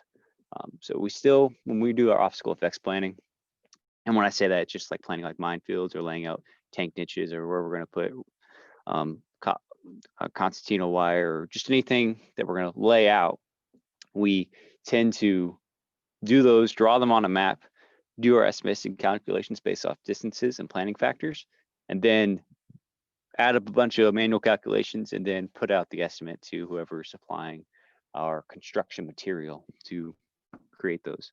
So my goal is to take that process, make it digital, and make it into a more interoperable format that can be shared more easily in a network environment. A little bit of background why this is significant. So Battle of the Bulge in World War II is a prime example of a point in history where engineers have made a significant impact on historical events or Army operation processes. They stalled the German counteroffensive around Bastogne, set up roadblocks, in place minefields, all the things that you would do to keep the enemy from advancing towards your positions is what they carried out. But there's a significant level of planning that goes on to incorporate all of those points. And going through just the bottom line of how they do the process hasn't really changed much since World War II up until now. We still pretty much use the same, maps, planning factors. We got a bit better materials when it comes to like imagery or just intelligence in general. Those are more improved, but the basic ways that we as engineers plan our obstacles has not really changed at all in that time frame. Obstacle effects planning is for a defensive operation. Typically carried out by the analog process. The GIS capabilities exist in the Army, so there are Army platforms for not planning obstacles specifically, but we do use it for map making and analysis and all the things. So really what I'm looking to do is I'm looking to bridge, a pretty simple mathematical problem that for the GIS, it's a simple problem for a computer, and incorporate that into the GIS background so that we can be more streamlined in the way we approach just defensive planning in general. So just going through a literature review. So when I started literature review, I actually had pretty much 3 guiding questions that I carried out in my head to figure out like, well, where do I want to focus? And those questions I came up with are, 1, who are the targeted end users that will find the deliverable most useful? Who am I making this project for? Who is most useful, or who would find the most utility from having access to a digital GIS platform that can, run your calculations, but how are we going to present those? And moving into a general background. The parameters was number 2. What are the parameters required to ensure that the information gets generated by the tool is accurate? For this, I really just looked at what the Army's done in the past and taking those formats that they've used, which are very tabular, kind of like engineering data tables and all sorts of, just historical records that they put on. I don't know how familiar anybody in the audience is with like soils tables or, basically you flip to the back of the book of any engineering manual, they've got loads and loads of tables. That's what our doctrine's like. So translating those into the digital format and having the GIS be able to read those and make sense of them and then produce usable estimates from them. Number 3, how can the tool be best developed to ensure that the end user is both able and incentivized to use the tool? So working with just any large corporation, sometimes when you do these little projects, there's always that point where it's like, well, is it useful? Am I wasting my time? Are people actually going to take it, use it, and then find value from the utilization? So how can I structure my delivery of the tool to best deliver on those ends? Was the other thing that I was looking at. So for the first question, I was reviewing doctrine, going through. I can tell you that the first guy who's going to find it most useful is the engineer staff officer. So what partly led me to this project proposal was sitting in class, going through my training, seeing at how we're going through the analog processes and realizing that This is something that could easily be done by a computer. So it was pretty easy to identify that first individual, because the assistant brigade engineer, that basic person who goes through and plans, that's the person that actually plans your obstacle effects and does the resource estimations. That person is the one that really is going to find the most utility. It's going to save them, loads of time. It could take a hour-long analog process and put it down to 3 minutes of clicking on a computer screen, and that's significant savings when you're talking about compressed timelines with limited points of time for operational planning, because the ABE also has to participate in other planning efforts, right? There's other things that that person is responsible for. So being able to cut down time on this analog process will allow that time savings to be transferred into other portions of the planning process and just generate a better plan overall.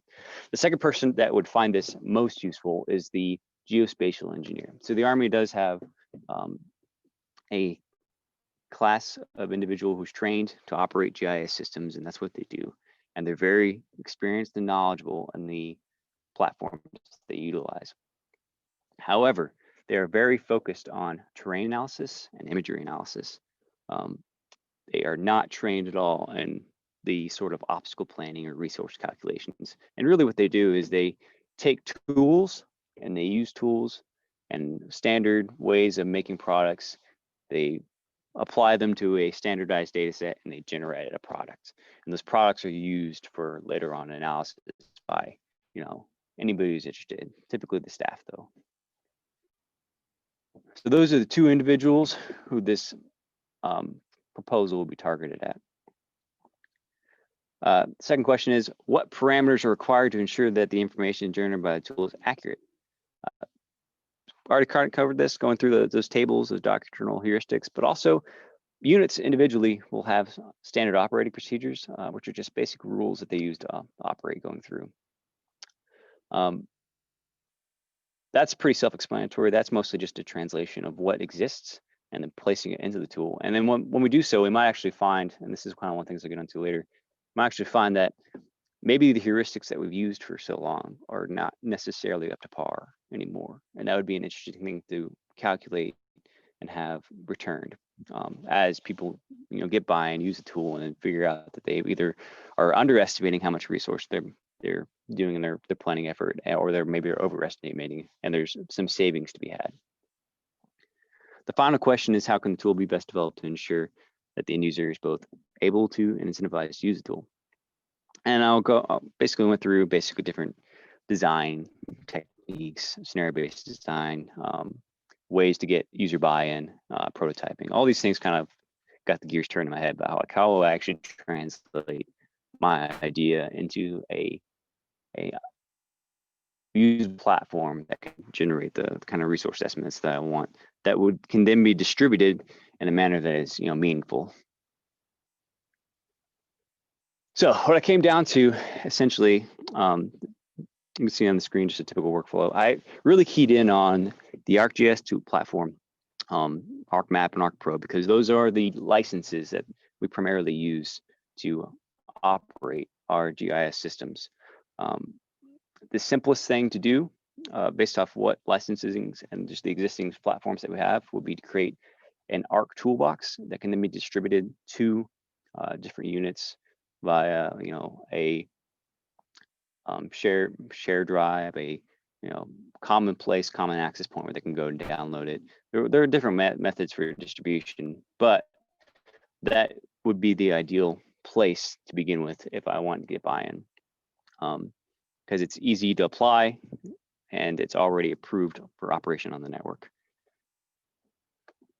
Going through like the data inputs, like what actually needs to be brought into it, it's definitely just that initial obstacle effects conflict or concept, which has to be planned out ahead of time. So we're not coming into this, all this tool is really going to do is very limited in scope. What I'm trying to do is just generate resource estimations for the obstacle planning process.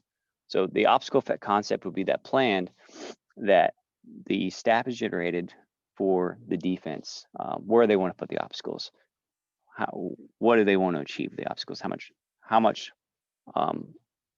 delay, how much time do they have in place? All those things are going to come with the concept. And then the terrain data itself is just basically where on the map are the obstacles going. You know, that typically historically has just been like topographic maps, but and with a GIS platform that enables us to incorporate a lot more data. So we can, you know, look at imagery, overlay it onto the topography. We can use other sources of intelligence and incorporate those on top of it too. And those are all just visualized as GIS layers that the tool is drawn onto. And those are also products generated by other points in the system. So there's no need to remake the wheel, don't need to do any terrain analysis. All I need to do is enable the user to ideally translate the concept onto the map and see how much the resource estimate cost is. And then, so those are your data inputs, but then you also have your user inputs. So what is the user looking at, you know, the layers of imagery, topography, and other intelligence? What are they going for? So they'll be operating through the ArcMap or ArcPro platform. They're going to look at it. They're going to identify the best locations, draw. Right now I'm thinking polygons, draw out the polygons onto the map, and then have the map or have the tool calculate the resource requirement based off the type of obstacle in place and how much space or area or points in time, I'm sorry, points on the map that it's going to need to calculate from. That toolbox is going to incorporate the doctrine heuristics. It's going to incorporate a standardized projection, which for basically the entire US government is WGS 84. And then it's going to be built, take those and then build them with Python scripts into the toolbox to generate those resource estimation products. And that leads us to our outputs, which is a resource estimate export, which is a CSV. And that CSV can then be shared. It's a pretty universal format that can be shared across other platforms that aren't necessarily GIS, but might find it useful. And then you also have the GIS layer base from the drawing. So going through the methodology, that's basically the initial concept of the design, but the methodology for the initial design, I'm looking to do a collaborative development with select end users. So this initial design process is people who have ideally both some experience doing obstacle planning, as well as significant level of experience working with new tools or incorporating tools, or just going through tests. So that would be like engineer officers, geospatial technicians, and then also the geospatial instructors who are able to actually train Army geospatial engineers, the people operating GIS systems. So incorporating those individuals into the initial design process, starting with a scenario-based narrative to gain feedback from end users. So I want to see, because I have an idea of what use or utility the tool have, but I want to see what other end users, like the people I'm targeting, what do they think about such a toolbox? Like, how do they think it would be incorporated? Do you think there are other ways it could be incorporated?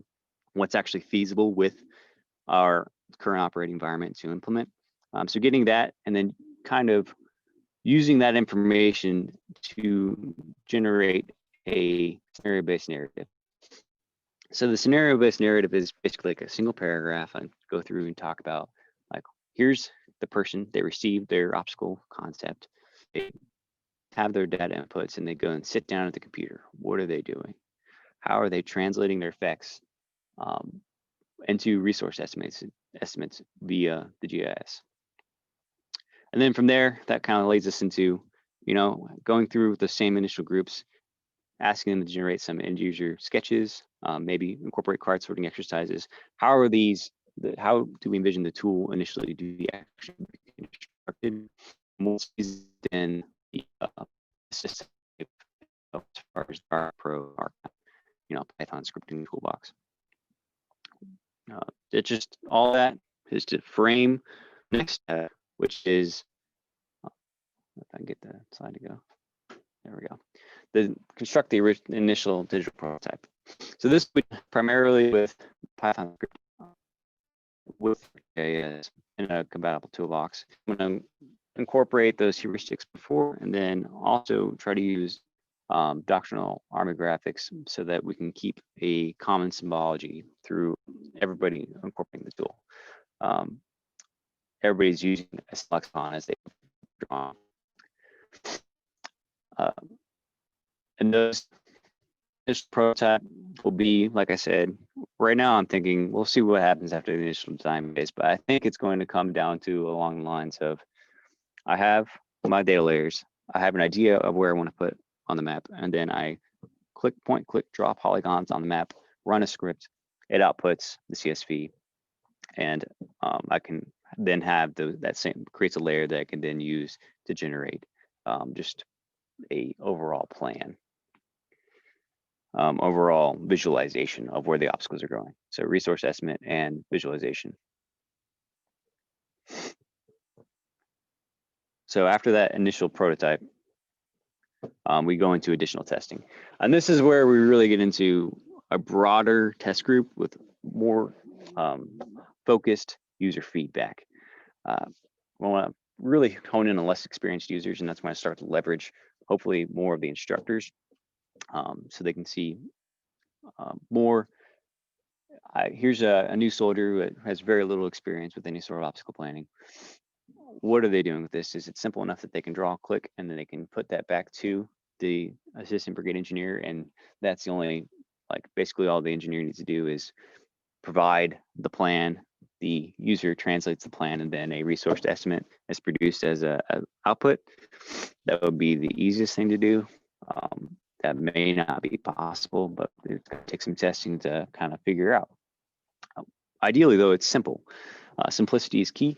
The less the user needs to understand of the tool or how it works, and the more honed and focused what it's doing, I think the more effective it's going to be in the end. And then there's also, like, I'm interested in the possible integration of the tool beyond existing systems. Really, in a web-enabled environment can be translated into, maybe an Arc portal environment.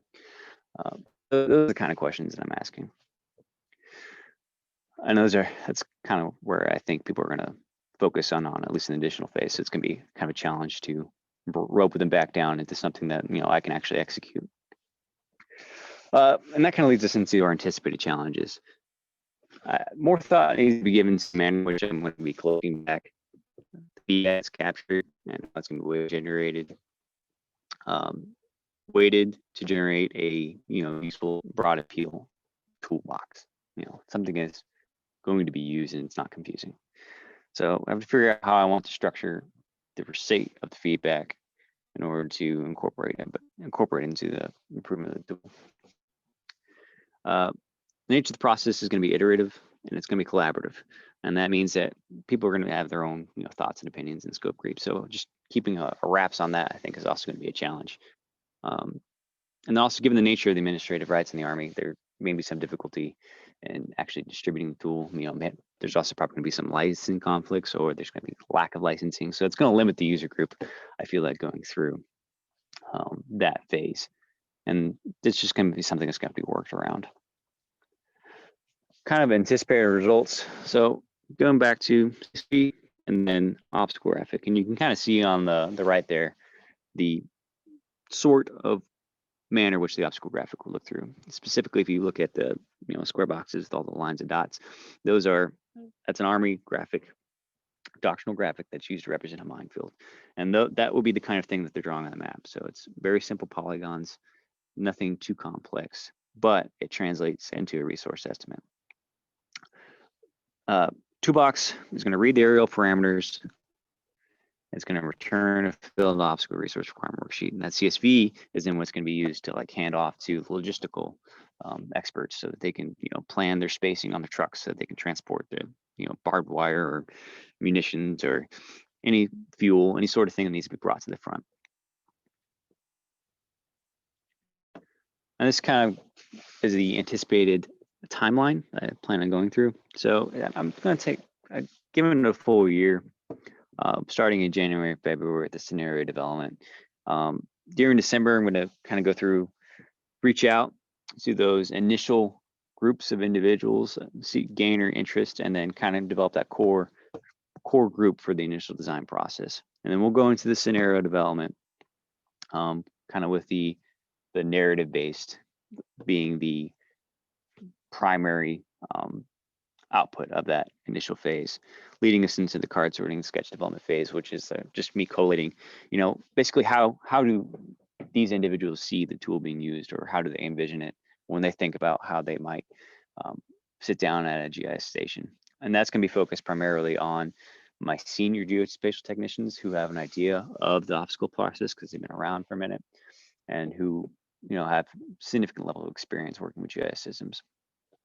From there, it's the initial prototype design phase, which I anticipate taking from May to July to get everything together, make the initial toolbox, to then distribute for initial prototype testing in August. From there, it's just going to be iterative refinement of, hey, this is the feedback that's received, assess the feedback, make changes as necessary. And that's going to take through September to November before final testing and presentation in December. For presentation, I'm looking at probably focusing on a military forum, which there's a Army Geospatial Forum that would be the ideal location or group. Army Geospatial Conference that happens yearly, so that would be where I present, and that may occur later. Depending on COVID, bringing people through, that's going to be a challenge. But if it is in person, then it will likely be through a digital format. This right here is just my references. And then, are there any questions?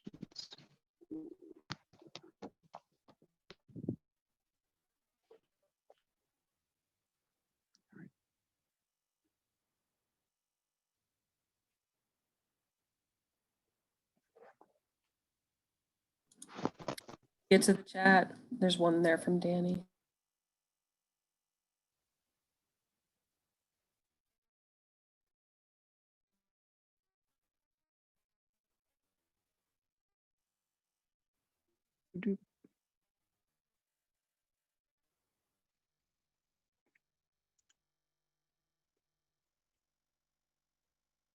There we go.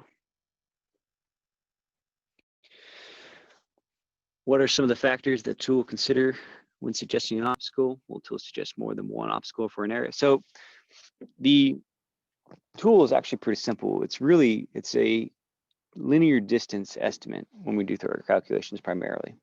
So all the factors or the analysis that may need to be assessed will be primarily done by the user operating off those different data layers. And that's the intent, because that's the most, that's the simplest way to inject the tool into the doctrinal training process that already exists. I'm trying to work with what already exists, not trying to reinvent the wheel. For kind of going into the next spot though, there are unified or unit-based ways of estimating obstacles. Like there's for instance, a minefield has a standardized implementation. And so the tool would have to take that linear distance and then figure out how many standard units of minefield need to be in place. And then that kind of package is used to order logistics, the logistical, construction materials, or the munitions that need to be built or carried to the site to be actually construct the minefield itself.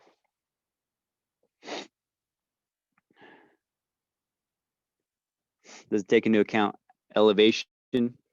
Again, so that is not the responsibility of the tool, because that's going to be done by the user.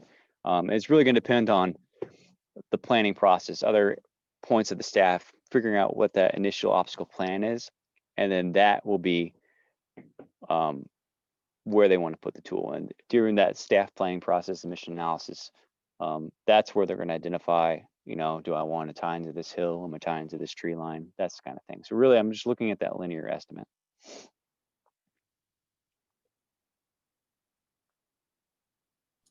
Okay, great job, Meredith. Thanks for that. I'm glad that we know that it can work on a phone, that Zoom can work on a phone and you can share. Yeah. Okay, so our last presenter this afternoon is Greg. Greg, if you want to go ahead and start sharing whenever you're ready. Yes, let's see here. Can everyone, oh, not yet. There we go. It should be sharing. Yep, we can see it. Okay. Do you have you don't have the presenter's view, right? You have the full? Nope, we just see your slideshow. Okay, perfect. All right, my name's Greg Allager. I'm located in Houston, Texas. So good morning to people who are not yet in the afternoon, and good afternoon to everybody else. So my project is called Effects of the Rollover Pass Closure on Coastal Erosion, Bolivar, Texas, or Peninsula, Texas, which is located in Galveston, Texas. I'll go into location data in a little bit. Come on. There we go. So just a little bit of background on what I'm looking at. This is, or what was, Bolivar Pass. It was dug between East Bay, which is part of the Galveston Bay system, and the Gulf of Mexico across the narrowest part of Bolivar Peninsula in the mid-50s. It was originally intended to produce better fishing in Galveston Bay. That was an erroneous thought. It actually damaged the ecosystem in East Bay and caused a multitude of other problems, including increasing erosion along the beach face in the Gulf of Mexico. So in 2019, they finally approved its closure due to a number of factors. First, it was causing beach erosion, estimates of anywhere from 1.41 feet all the way up to 6.2 feet a year in certain areas along the beach. Those are increased from year over year from prior to the opening of the pass. So it fully lost communication between the Gulf of Mexico and East Bay in December, almost exactly a year to the day. They closed off a portion and then finished the rest of the closure sometime this past summer. So we're almost just about a year into the closure. So the idea is to determine if yearly erosion rates in the proximity of overpass have decreased 1 year after its closure. So now that it's been closed a year, have those, rates decreased. This is the study area. Here's Houston to the northwest, and Galveston Bay, and then obviously the Gulf of Mexico, and Bolivar Peninsula is here in the orange. It's an approximately 25 mile, depending on when you start measuring, peninsula. It's located in Galveston County.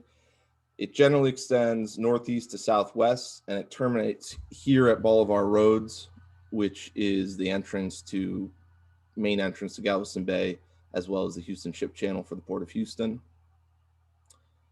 Obviously, it's bounded by the Gulf of Mexico and Galveston Bay here to its north, which East Bay here is obviously a portion of Galveston Bay.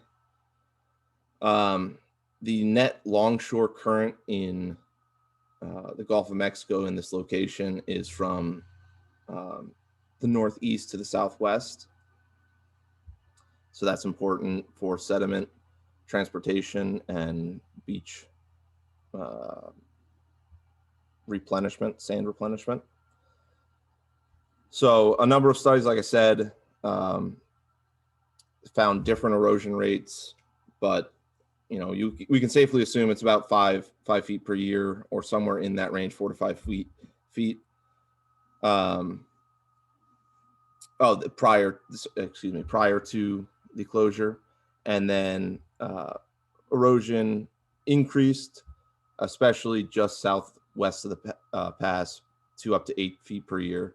And again, these are different studies have found different erosion rates over the years.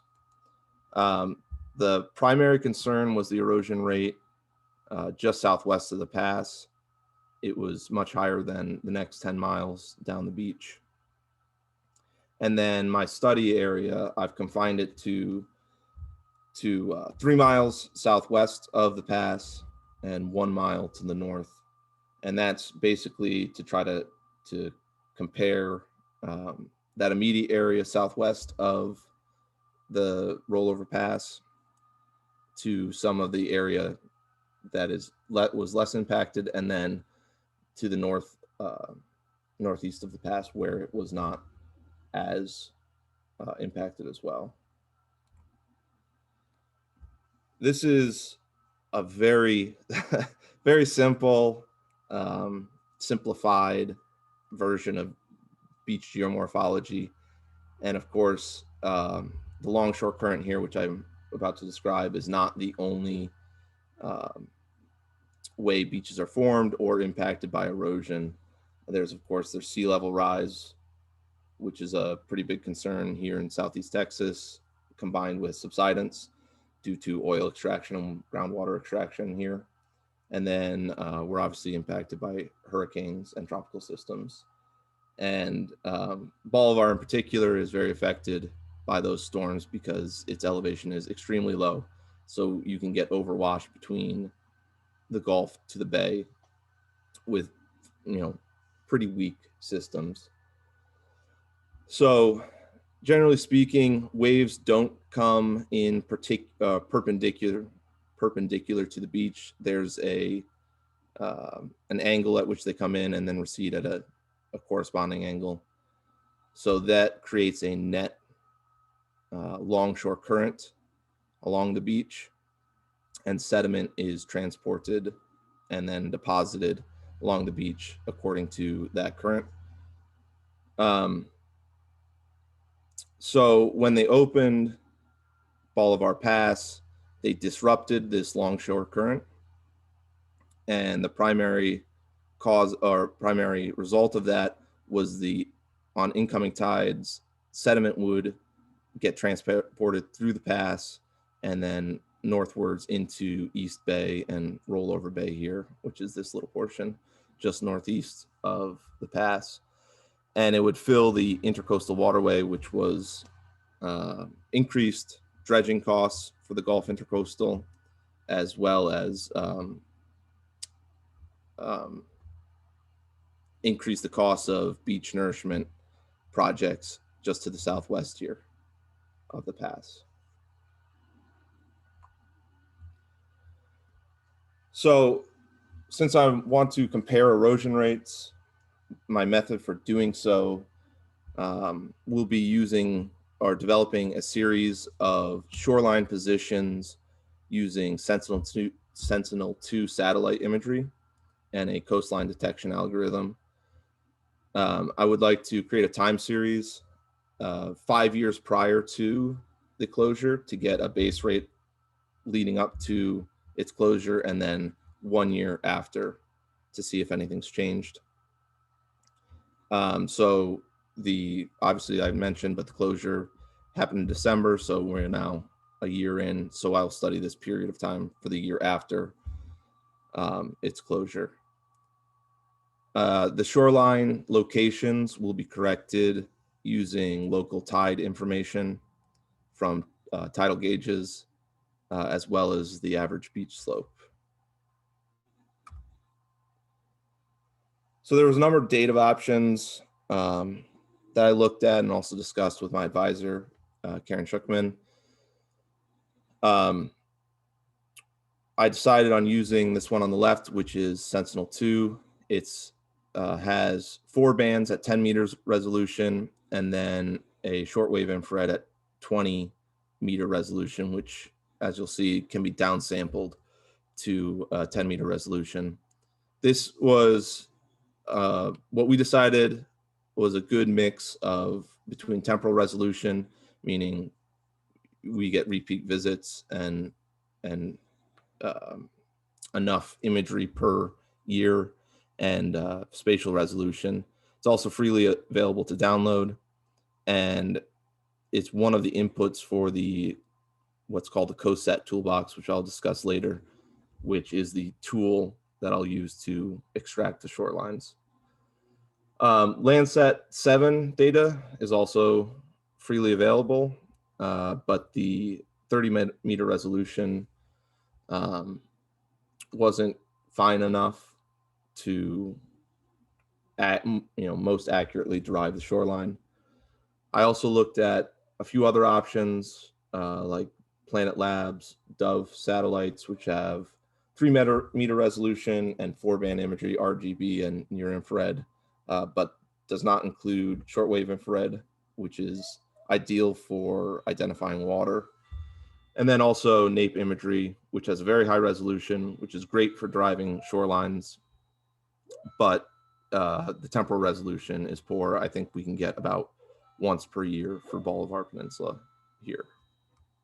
And then going back even 5 years, I think it only has 3 bands RGB, and only recently has the near infrared been used.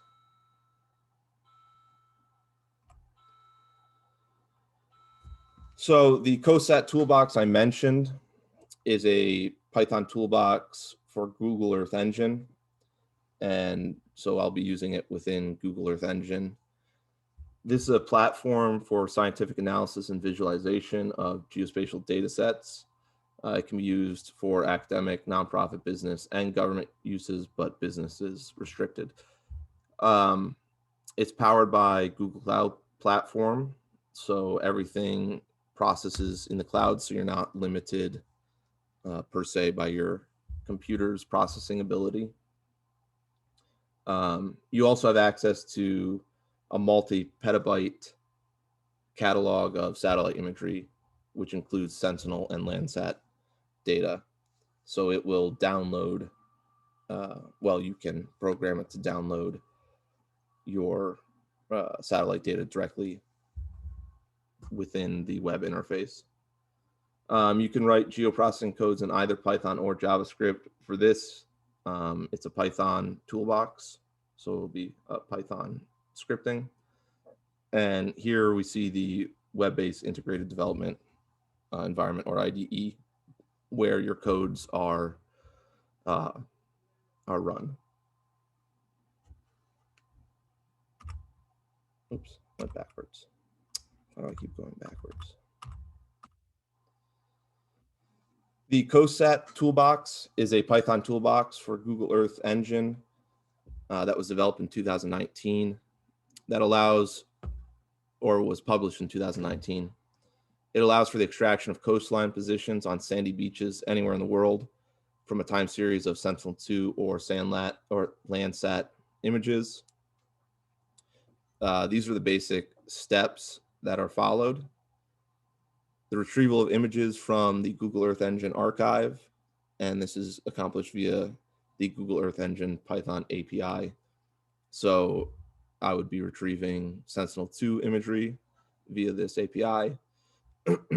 And then the pre-processing of the multispectral imaging, like cloud masking, pan sharpening, and downsampling. Essentially, the cloud masking limits images containing too many cloud pixels using the QA band, which both Sentinel-2 and Landsat data, or Landsat 7 and 8 have. So I can, much like downloading any satellite imagery, you can specify 10% cloud coverage or less, or what have you. As I said, the RGB and near infrared are 10 meters with Sentinel-2, and the shortwave infrared 1 band is downsampled using this toolbox to a 10-meter resolution using a bilinear interpolation algorithm. This is then followed by a sub-pixel resolution shoreline extraction. It extracts the instantaneous shoreline at the image acquisition time. This means it is the location of the water at the time of the image, essentially. So it doesn't, initially it doesn't account for tides or anything like that. So depending on when the image was taken, it might be at low tide, it might be at high tide, or anywhere in between.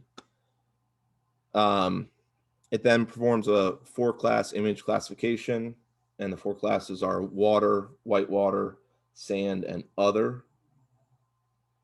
And then it performs a subpixel fuzzy border segmentation. So if an image, it'll determine if an image is 10% water and 90% sand, and segment the image accordingly. And then it produces a time series of shoreline positions along shore normal transects. The transects are provided by the researcher, in this case me. They're drawn in a GIS or automatically produced in a GIS based on basically a hand digitized shoreline. It then performs a coastline location correction, which uses the average beach slope and information from local tide gauges. And this is all from the developer, Voss et al., published in 2019. So I mentioned the coastline correction using slope and tidal data. This is recommended by the authors for beaches that have either very large tides, maybe like in Maine where they have several meter tides, or with beaches that are very flat. And the Bolivar Peninsula falls into that second category. It's microtidal, and it has tides less than 3 feet. So the formula to do this is seen here. It's delta x equals z ref minus ZWL divided by M, where delta x is the correctional shift along a transect, like this black line here. And again, those are digitized or chosen by the researcher. The z ref is a reference elevation that you're trying to correct to. Now this depends on your preference as a researcher. You can correct to the mean high water line, or the higher high water line, or anything in between. For this particular area, the mean high water line is 0.37 meters, and that's been determined by it's been determined by the USGS and adopted by Galveston County as their mean high water line. So all the instantaneous coastlines will be corrected to the mean high water line. And then ZWL is the water level at the time of the satellite image capture. And this can be determined using the metadata for the image, because it gives you the date and time of acquisition. So you can pull historic information from local tide gauges, and there are a few located within Galveston County. So you will know the tide level at the time of image acquisition. And then M is the calculated beach slope, which I have to calculate, and it's determined using profiles along the transects and that I created, and then all the slopes are calculated and averaged. And I will show you how that is done in the next slide. So for this project, I used a 50 centimeter LiDAR derived digital elevation model. The shoreline here, traveling from the northwest to the southeast, was actually provided by the state or a state sub-supplier as a break line for the LiDAR data, from which I then derived transects that are roughly 100 meters apart, and they're not exact, but they're roughly 100 meters apart. And then the beach slope is calculated using a formula or a method developed by the USGS in 2015 or published in 2015. Essentially, this is a profile from one of these transects on Bolivar. It's obviously exaggerated in height. You go from the dune toe to your mean high water line, which again for this project is 0.37 meters. And your line between the two is your slope. So you take every 100 meters, all those slope calculations and average, and you get your average slope for the beach.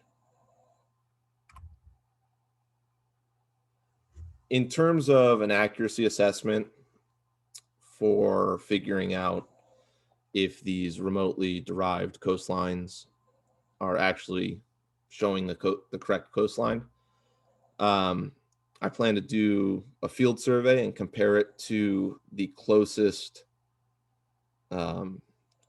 derived shoreline, the closest date that I can get a suitable Sentinel-2 image. So hopefully within a month, one way or the other. Again, in the field, I will also take 100-meter readings from the most recent high water mark. And this is generally determined as a wet sand. Your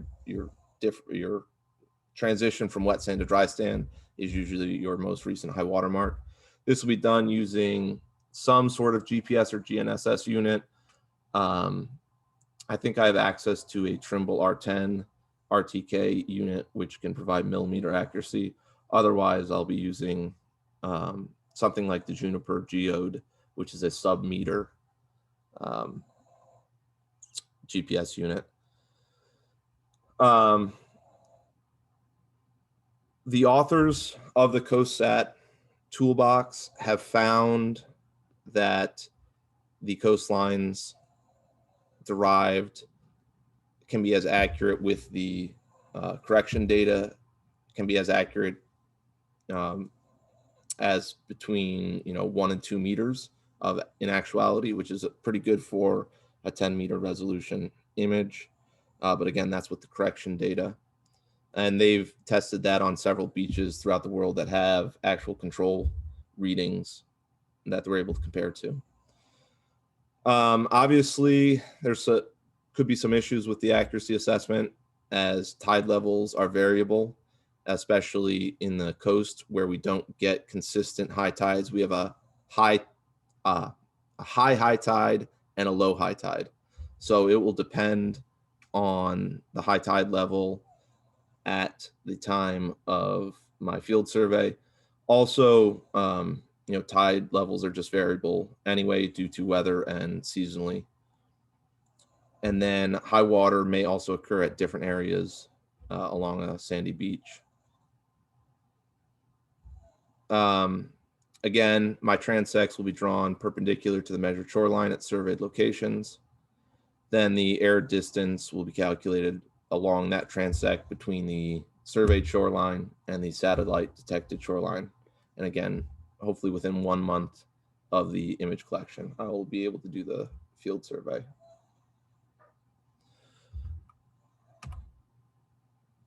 So first expected results. Based on the past research, that the pass contributed to coastal erosion. With its closure, we would expect to find that coastal erosion hasn't stopped, but has at least slowed. So that would be our expected results. However, for this year, that might not be the reality due to the fact that we had significant storm impacts on Bolivar Peninsula this year. I've just listed the 4 storms where there was coastal flooding and storm surge. We had Hurricane Hannah, Laura, which was the very strong hurricane that hit Louisiana, only made landfall 72 miles to the northeast. Tropical Storm Beta made landfall just to the southwest, and then Hurricane Delta made landfall again just 86 miles to the northeast. So all of those storms cause significant either coastal flooding or storm surge and overwash on the peninsula. This is just a picture of some of the dune erosion that occurred. The dunes were cut during the storm. And then I anticipate some issues with the field survey beyond the tide levels. I was down there a couple weeks ago just testing some things out, and they allow cars on the beach, which very quickly obliterate your high water mark. They churn up the sand, and it's very difficult to tell any difference. So the hope here is, with the winter months approaching, there'll be significantly less car traffic and the field survey can go on as planned. And these are my sources so far. I keep finding new ones. But that's pretty much my plan.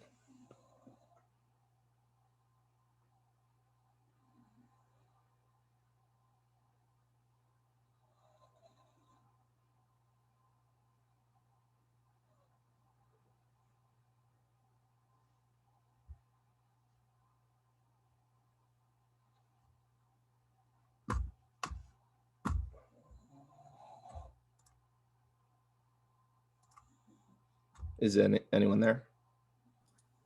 Yeah, does anybody have any questions for Greg?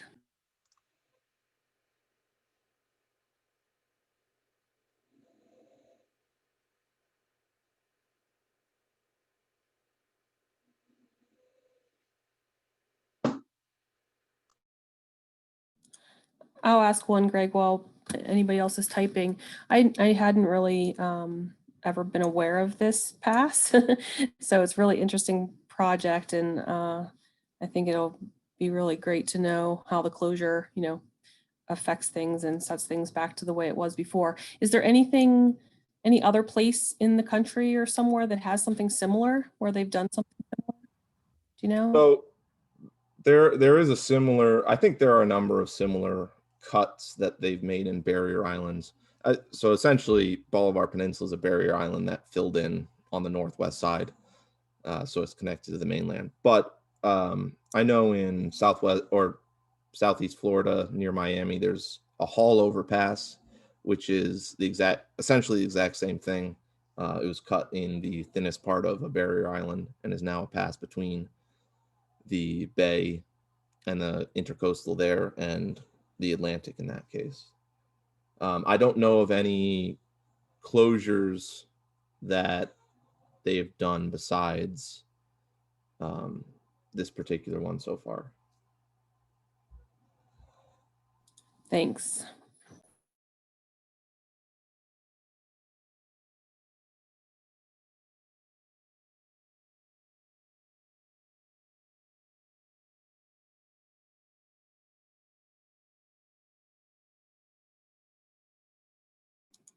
Well, if there aren't any other questions, maybe some people will email you with a question, Greg. Thanks for the presentation. Really good. Sounds good. Thank you. Okay, so that's the end of the presentations today. On Tuesday is the next session, Tuesday evening, starting at 6 p.m. Eastern. I did just recently paste the peer review evaluation form link into the chat there. So for anybody who wants to fill that out for the presenters today, that would be great. And as soon as this recording is done processing, I will post it into the Capstone library, as I did with yesterday's presentation, and as I will do with the next two. So again, thanks everybody for joining us, and have a great weekend.